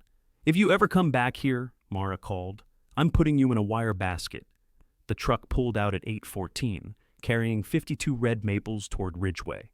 Mara watched until the taillights disappeared around the curve. Something inside her loosened by 1 careful inch. Then the second trailer arrived early. Its driver refused to wait on the road and entered through the lower gate, where the gravel had begun to wash. A third truck called to say it was 40 minutes away. Ridgeway's contractor called Elias because the campus unloading crew had expected the first shipment an hour earlier. Curtis discovered the skid steer was low on fuel. The rain intensified. The whole morning narrowed into decisions. Mara sent Paula for diesel with cash from the office lockbox. She moved the third truck to an abandoned service station half a mile away. She put Elias on the phone with the contractor and told him not to promise a departure time she had not given him. She reassigned Amaya and Brent to inspect ties while Wendy managed manifests. At 11, the culvert beside the repaired lane overflowed. Water poured across the gravel, found the edge compacted by the lowboy, and began carrying stone into the lower field. Leon stood in the current with a shovel. We lose this shoulder. We lose the lane. Mara looked from the half-loaded second trailer to the moving gravel. Curtis finished the lift. Wendy tags. Elias, watch the substitutions. I know the list, Elias said. You know Ridgeway's list. Use mine. She ran for the culvert. Denise followed with another shovel. Together, they pulled leaves and branches from the inlet, while Leon cut a channel to direct water away from the oak roots. Mud filled Mara's boots. The current strengthened around her ankles. Paula returned with diesel and found them in the ditch. What should I do? She shouted. Move the sandwich table uphill. Paula looked at the collapsing folding table, then at the trees, as if hoping for a more glamorous assignment. A gust caught the plastic cover. Sandwiches slid. Paula threw herself across the table and saved all but 3. Got them, she yelled. Leon raised his shovel. Heroic. At noon, the second truck left. The third loaded faster because the crew had learned the pattern, and slower because everyone's hands were trembling from fatigue. Mara ate half a sandwich without tasting it. Elias stood beside her beneath the sales shed awning, soaked through his expensive jacket. Campus reports the first maples arrived in good condition, he said. Were they unloaded? Beginning now. That isn't the same thing. No. But it's closer than they were yesterday. She looked at the weather on his phone. The storm band extended through the night. We can get the fourth truck loaded, she said. Yes. Tomorrow's oaks can't come through this lane. No. The words settled between them. The third trailer pulled away at 3:27. 30 minutes later, the fourth attempted the lower turn and sank through the mat edge. Its rear tandem dropped until mud touched the wheel hubs. Rochelle's warning returned in Mara's mind. It works if no fool. The driver climbed down, looked at the buried wheels, and said several things about the route that weather rendered unnecessary. Curtis attached a chain from the mulch truck. The tires spun once, spraying mud across the sales shed windows. Leon shouted for him to stop before he buried both vehicles. Mara walked the lane. Water now covered the repaired stone. The retail pavement remained solid, but reaching it had become the problem. Tomorrow's shipment included the largest white oaks. They could not be carried by the skid steer all the way to the road, and no trailer could cross the lower mud. She turned toward the empty retail yard. The old customer entrance was narrow, blocked on one side by the sign island and on the other by a row of concrete planters June had installed 20 years earlier, wide enough for cars, not for trucks. Elias followed her gaze. How attached are you to that sign? The faded Ellis nursery board leaned above a brick base, roses long, dead around it. Mara pictured June correcting every suggestion to replace it. Not very, she said. Leon came up behind them, limping hard. That's a lie, he said. Yes. You take out the island, trailers can back straight onto the pavement. Yes. Bricks set deep. We have an excavator? No. From the meadow came the low growl of machinery. Calvin's excavator had found another entrance after all. Mara looked uphill through the rain. Elias said, Don't. I didn't say anything. You have the expression you get before creating family problems. Those existed before me. She took out her phone and called Calvin. He answered on the third ring. What? I need the excavator. He laughed. This time, Mara let him. Calvin stopped laughing first. You cannot be serious. I need the sign island removed before morning. With the excavator, you kept off your property. Yes. And what do I get? Paid for the operator and fuel. I don't own the machine, then put Dale on. You told Dale he couldn't use the lane. I told him not to move a lowboy over tree roots. He agreed. That cost me 2 weeks. Mara watched Curtis and Leon laying more mats around the stranded trailer. Rain ran from the end of June's hood into her eyes. I'm sorry your plan depended on me saying yes after I said no. You don't sound sorry. I'm busy. Put Dale on. Calvin's voice cooled. Maybe you should learn what happens when you make it impossible for people to help you. I'm asking for help. You're asking because you finally need something I have. No, I need something Dale has. She heard a door close on his end. You've been waiting to say that, haven't you? He asked. Mara had not. That was why it felt clean. Put him on. Calvin hung up. Mara called Dale directly. He answered over the excavator's engine. I'm looking at your trucks. I need the brick sign island removed. In this weather, before 6, the machine will tear up the sales entrance. The entrance is already losing. Dale lowered his voice. Calvin won't like it. Calvin doesn't own your excavator. He's my client. So am I if you give me a price. Dale named an hourly rate and a mobilization charge. You're already mobilized. That was for his parcel. The machine is 300 yards away. Insurance does not measure emotional distance. Mara closed her eyes. Fine. Send an invoice. You want the brick base gone too? Everything but the wooden sign. That board might not come off whole. Try. Dale arrived 10 minutes later on foot. Calvin followed in his truck and blocked the upper lane as if the gesture had symbolic force. What are you doing? Calvin demanded. Dale kept walking. A 1-hour job. Not with my equipment. It's my equipment. On my project. You haven't signed a project. Calvin looked at Mara. You're paying him? Yes. With what? Mara said nothing. The question carried too much old family authority, as though her poverty made every dollar subject to committee approval. Dale studied the sales entrance. The brick island stood 6 feet long, with the faded wooden Ellis Nursery sign rising between two posts. Rain had darkened the letters. "Board first," he said. "We unbolt the posts, lay the whole frame down, then break the base." Leon limped over. "Bolts are rusted. Cut them. Sign'll drop." "Hold it. With what?" Dale looked at Calvin. 4 adults standing here. Calvin stared at him. Mara expected him to leave. Instead, he took off his jacket, threw it into his truck, and walked to the nearest post. "Do it before I regain judgment," he said. Leon cut the bolts. Mara, Calvin, Dale, and Elias held the sign while the metal screamed loose. For one frightening second, the frame tilted toward Mara. Calvin caught the upper corner against his shoulder. "Move your hand," he snapped. She moved it before the post crushed her fingers. Together, they lowered June's sign onto the pavement. Nobody spoke. Without the board, the entrance looked strangely naked. Mara ran her palm over the wet wood, following the painted letters June had refused to replace. Calvin stood above her, rubbing his shoulder. "You cared about that sign?" he asked.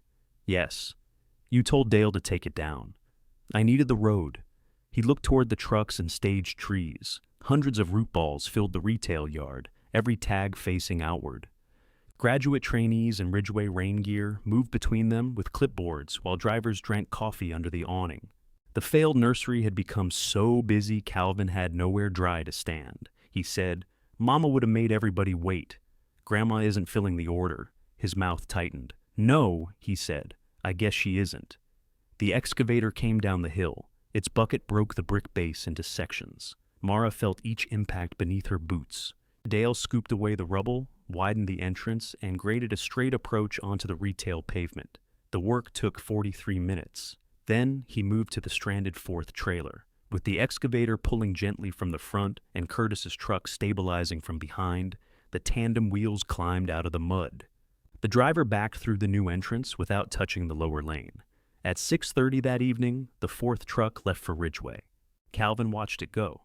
"You sold all those?" he asked. "The school ordered them 3 years ago." "Why didn't Mama tell us?" Mara was too tired to make the answer kind. "Would you have listened?" Calvin looked at the sign lying on the pavement. "Probably not," he said. It was the first honest thing he had offered her. He left without helping reset the road barriers. He also left his jacket behind. Denise found it draped across his truck's old parking spot and hung it in the sales shed without comment. The rain eased at 8. Tomorrow's oak loads waited in the field rather than on pavement. Moving them required nearly the whole night. Ridgeway sent 12 more adult graduate trainees after their campus shift ended. They arrived in 2 vans carrying rain gear, headlamps, and the dangerous enthusiasm of people who had been told this would become a story. Mara gathered them beneath the loading shed. "You do not operate machinery," she said. "You do not stand behind machinery. You do not touch a moving root ball because you believe your hands are emotionally persuasive." A bearded man in the front raised his hand. "What if we have farm experience?" "Then you know why I said it." She divided them into tag verification, trunk wrapping, tie inspection, and ground mat crews. Elias took the manifestation. Amaya and Brent taught the new arrivals how to check basket lacing. Denise and Paula organized food in the greenhouse. Paula had abandoned the plastic shoe covers and wore a pair of June's old rubber boots that were 2 sizes too large. "You're limping," Mara told Leon. "I've always walked like this." "No, you're dragging the left. Ground's uneven. So is your face." "Sit down. I'm running the spade. Curtis can run it." "Curtis treats hydraulics like they insulted his mother." Curtis called from the machine. "I can hear you." "Good." Mara faced Leon. "Sit." He looked ready to refuse on principle. Then his knee buckled. Mara caught his arm. Wendy took the other side, and together they lowered him onto a bench. "It locked," he said. "Give it a minute. You're done tonight. I decide when I'm done." "No, I'm paying you." "Enjoy the miracle of management." Leon's face sharpened. Mara braced for anger. Instead, he leaned back, stretched his leg, and said, "Your grandmother would have threatened to fire me. I don't have time for theater. That's better." He remained on the bench with ice wrapped around his knee, shouting advice nobody had requested. At 10, the tree spade lifted the first white oak. At midnight, 63 stood staged on concrete. At 2, Mara's hands cramped around a clipboard. Denise took it from her and flexed Mara's fingers one by one. You need to eat. I ate. You held a sandwich. That's the opening step. Denise pushed half a biscuit into her hand. Chew. Mara obeyed. Across the yard, Paula was telling a group of graduate trainees how June once chased a black bear away from the compost pile with a galvanized trash can lid. That never happened, Mara said. Denise smiled. No, but Paula's version improves every funeral. Mara watched her aunt gesture with both arms, rubber boots sinking into mud. The trainees laughed, not at the nursery, inside it. The difference was small and enormous. At 3:15, Wendy called from the upper lane. Mara found her beside Oak 41-203, one of the trees nearest the lowboy rut. Its root ball had lifted unevenly. On the compacted side, several roots had torn beyond the prepared cut. We can tighten the basket, Wendy said, but her voice said she did not believe it. Mara examined the exposed roots. The canopy looked healthy. The trunk exceeded specification. Once wrapped, nobody at Ridgeway would see the damage until the tree failed to establish. Elias came up behind her. What do you think? He asked. Mara sat back on her heels. Reject it. We need the count, Wendy said. Use 41-219 from the November group. Elias checked the list. It's cleared for later delivery, but moving it reduces that wave. We have time to grow an alternate for November, not to that caliper. Then Ridgeway gets one fewer oak in November and a credit. Elias watched her. Mara said, Don't make me explain your own quality provisions. I was waiting to see if you'd suggest rewrapping. I thought about it. Good. Good? Honesty without temptation isn't a skill. She removed the white Ridgeway tag herself and tied red tape around the trunk. The rejected oak joined the recovery field before dawn. The first trailer backed through the widened entrance at 6:05. Rain had become mist. White oaks stood under the work lights, their leaves washed clean, root balls dark and secure.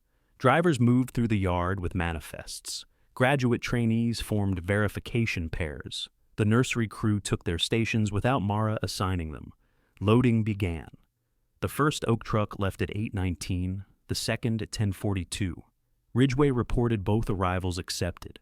At noon, sunlight broke through the clouds and steam rose from every wet surface. Mara stood near the gate as the third truck backed in. She had been awake long enough that sounds seemed to arrive from a distance. Her mother pressed cold water into her hand. Drink. I'm drinking. You're holding. Mara drank. Paula joined them, mud-dried to her knees. I owe you an apology. Mara looked at her. For the dining room, Paula said. I laughed because Calvin did. That's not better. I know. I'm working up to better. The third truck's brakes hissed. Paula watched Curtis lift a white oak onto the trailer. I thought June left you the worthless part, she said. So did I for about an hour. I'm not sure I would have done any of this. You weren't asked to. Paula nodded. That may be why it looked easy to make fun of. It was not a perfect apology. Mara no longer required perfection to recognize movement. Manifest table needs help, she said. Paula went. The third truck left at 2:50. The final trailer was loaded with dogwoods and black gums. The trees June had said people would remember. Mara checked every tag with Elias. Wendy tightened the last strap. Curtis lowered the skid steer forks. The driver closed the trailer gate. Elias handed Mara the release. She signed her name where June's had appeared on every earlier Ridgeway page. At 5:23, the final truck rolled through the place where the old sign had stood. Everyone gathered beside the widened entrance, wet, muddy, silent. As the trailer turned onto the road, wind moved through the dogwood branches above its rails. Mara watched until the last tree disappeared. For several seconds, nobody seemed to know what to do with the empty road. Then Wendy sat down in the mud, not gracefully.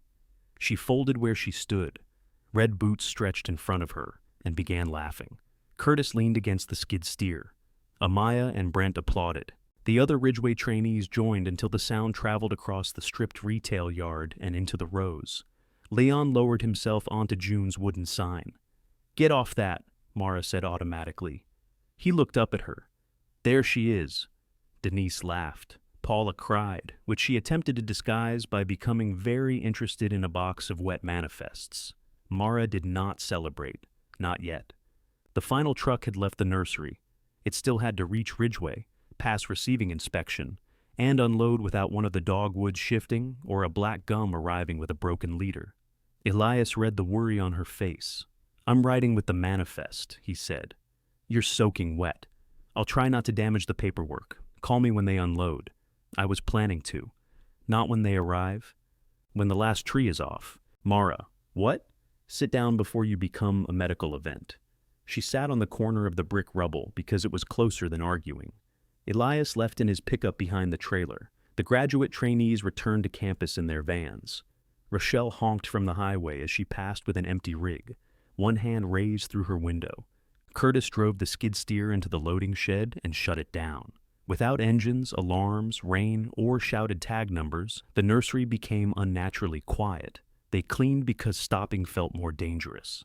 Wendy collected torn burlap. Paula folded the sandwich table. Denise washed mud from the coffee urn beneath the greenhouse faucet. Leon directed everyone from the sign until Mara handed him a broom and told him management had ended. At 7:12, Elias called. Mara answered before the first ring completed. "Well, the dogwoods are off and accepted. The black gums, accepted. All of them, all 58 trees on the final load. 411 accepted across both days." Mara's grip tightened around the phone. 411? One red maple was rejected at the nursery and substituted. The accepted delivery count is 411 original tags plus one approved substitution. That is 412. Yes. "Why would you say it that way?" Rochelle asked me to. Mara heard laughter on his end. "I dislike all of you." "No, you don't." She looked around at the people watching her. "No," she said. "I don't." Elias's voice softened. "The first wave is complete. I released acceptance to accounts." Mara closed her eyes. Through her lids, the work lights became red shadows. For weeks, every success had opened into another requirement. Root growth meant inspection. Inspection meant staging. Staging meant weather. Delivery meant acceptance. Now, for one moment, nothing came after the sentence. "Thank you," she said. "You grew them. So did June." "Yes." Mara opened her eyes. The delivery rows stood full of holes, water shining in each one. She had thought seeing the trees leave would make the nursery look victorious.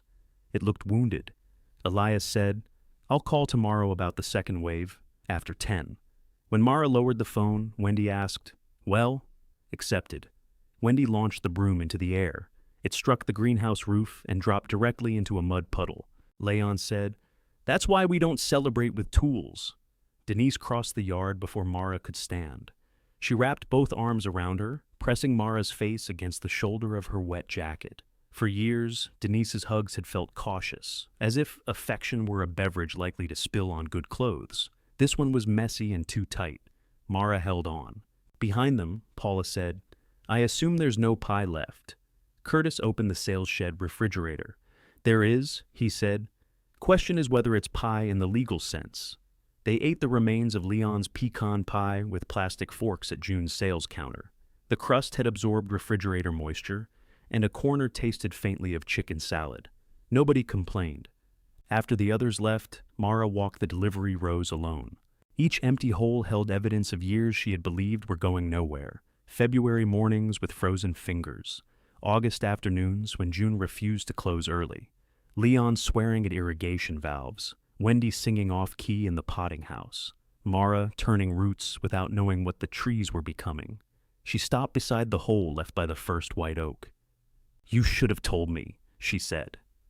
Wind moved across the field. For once, June did not answer in Mara's head. The silence broke her more completely than the funeral had. Mara crouched at the edge of the hole and cried with both hands over her face. Not prettily, not gratefully.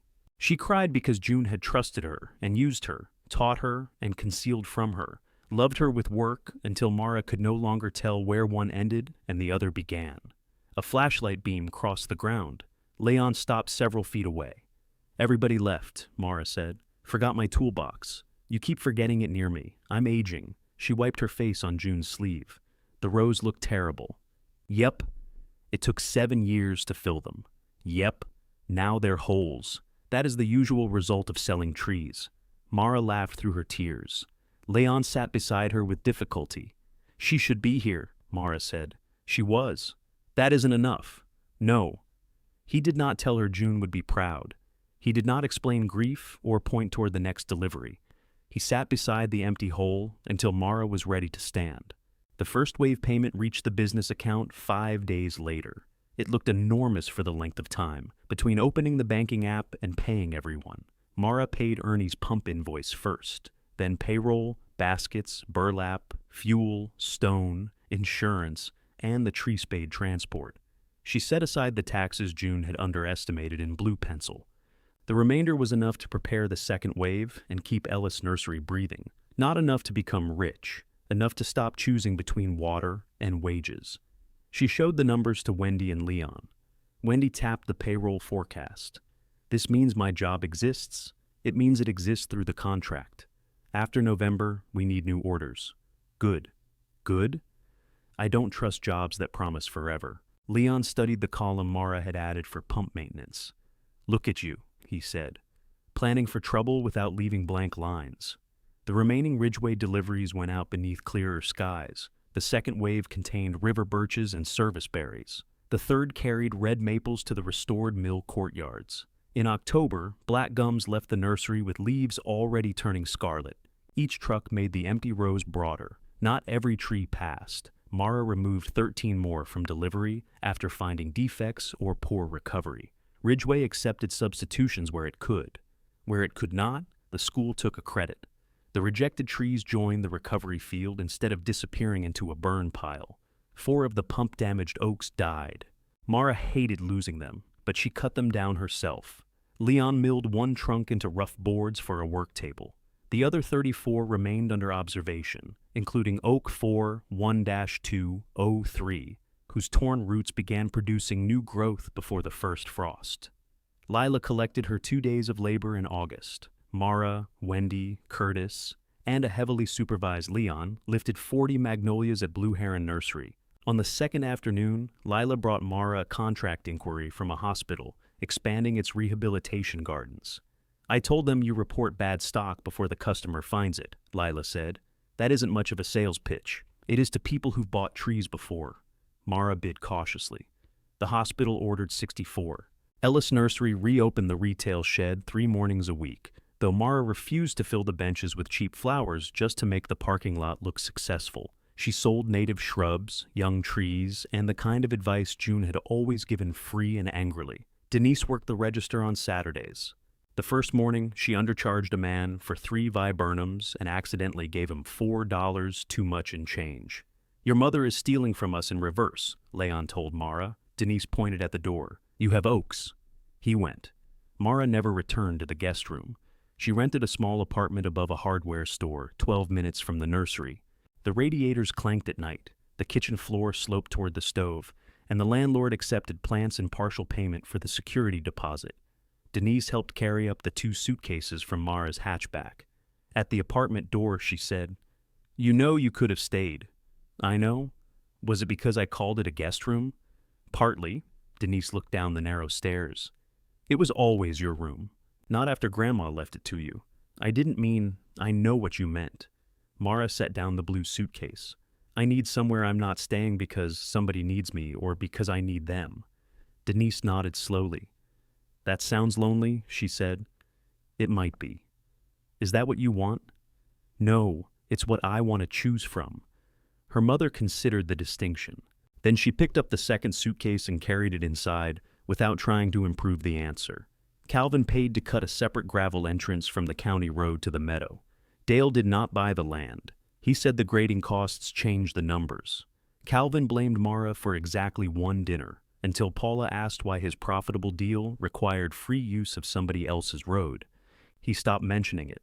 He did not apologize for the dining room or the manifold.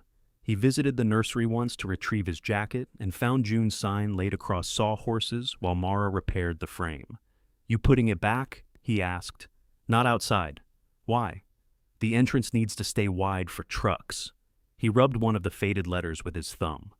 I thought she left you the bad piece, he said. So did Paula. I'm not Paula, no. He waited as if the difference itself deserved credit. Mara handed him his jacket. Calvin left with it folded over one arm. The new roadside sign was simple. Ellis Nursery in deep green letters with contract-grown natives beneath. The old wooden board went inside the sales shed above the counter. Under it, Mara hung the mud-stained tag from the first Ridgeway maple. She enrolled in 2 evening courses at Blue Ridge Community College, small business accounting and nursery operations. On her first night, Denise sent 3 texts asking whether she had eaten. Mara replied after class instead of during it. Ridgeway's final tree left Ellis Nursery in November. The school invited the nursery crew and June's family to walk the completed grounds the following spring. Not for a ceremony. Elias distrusted ceremonies, and Mara suspected June would haunt one out of principle. He arranged a quiet afternoon before the campus opened for its graduate term. Calvin declined. Paula came in new boots and took photographs of everything. Wendy brought crackers. Leon carried a cane he insisted belonged to somebody else. Curtis stood beneath the mill's restored brick walls and said more in 10 minutes than Mara had heard from him all year. The trees were small against the buildings, but they did not look lost. Service berries softened the old loading yard. River birches followed the drainage channels. Red maples framed the courtyards. Dogwood stood where broken factory windows had once opened onto weeds. Elias met them near the central quad. "Your oaks," he told Mara. They walked between the white oaks Ridgeway had nearly canceled. Everyone from the first delivery had established. Fresh leaves moved above the broad paths, tender green against old brick. Denise lagged behind the others beside a tree marked 41-077. Mara recognized the graft line near its base. She had made that cut, while June steadied the rootstock with trembling hands. Denise touched the trunk. "I used to think inheritance meant being handed the best thing in the room," she said. Mara stood beside her. The house looked like the best thing. The meadow looked useful. Paula got everything she could carry. She enjoys portability. Denise smiled, then looked up into the oak. "When we laughed, I thought your grandmother had left you all the need and called it a gift. She did leave me the need." "Yes." Denise rested her palm against the bark. "But not only that." Across the quad, Elias was showing Leon where the November substitutions had been planted. Wendy had opened the crackers. Paula was trying to arrange Curtis for a photograph he clearly intended to escape. Mara touched the place where her graft had healed into the trunk. "She left me the thing that still needed someone," she said. Wind moved through the young canopy, tree after tree answering with the same soft sound. Denise slipped her arm through Mara's. This time, neither of them had to be useful. They stood beneath the white oak until the others noticed they were missing and called them home.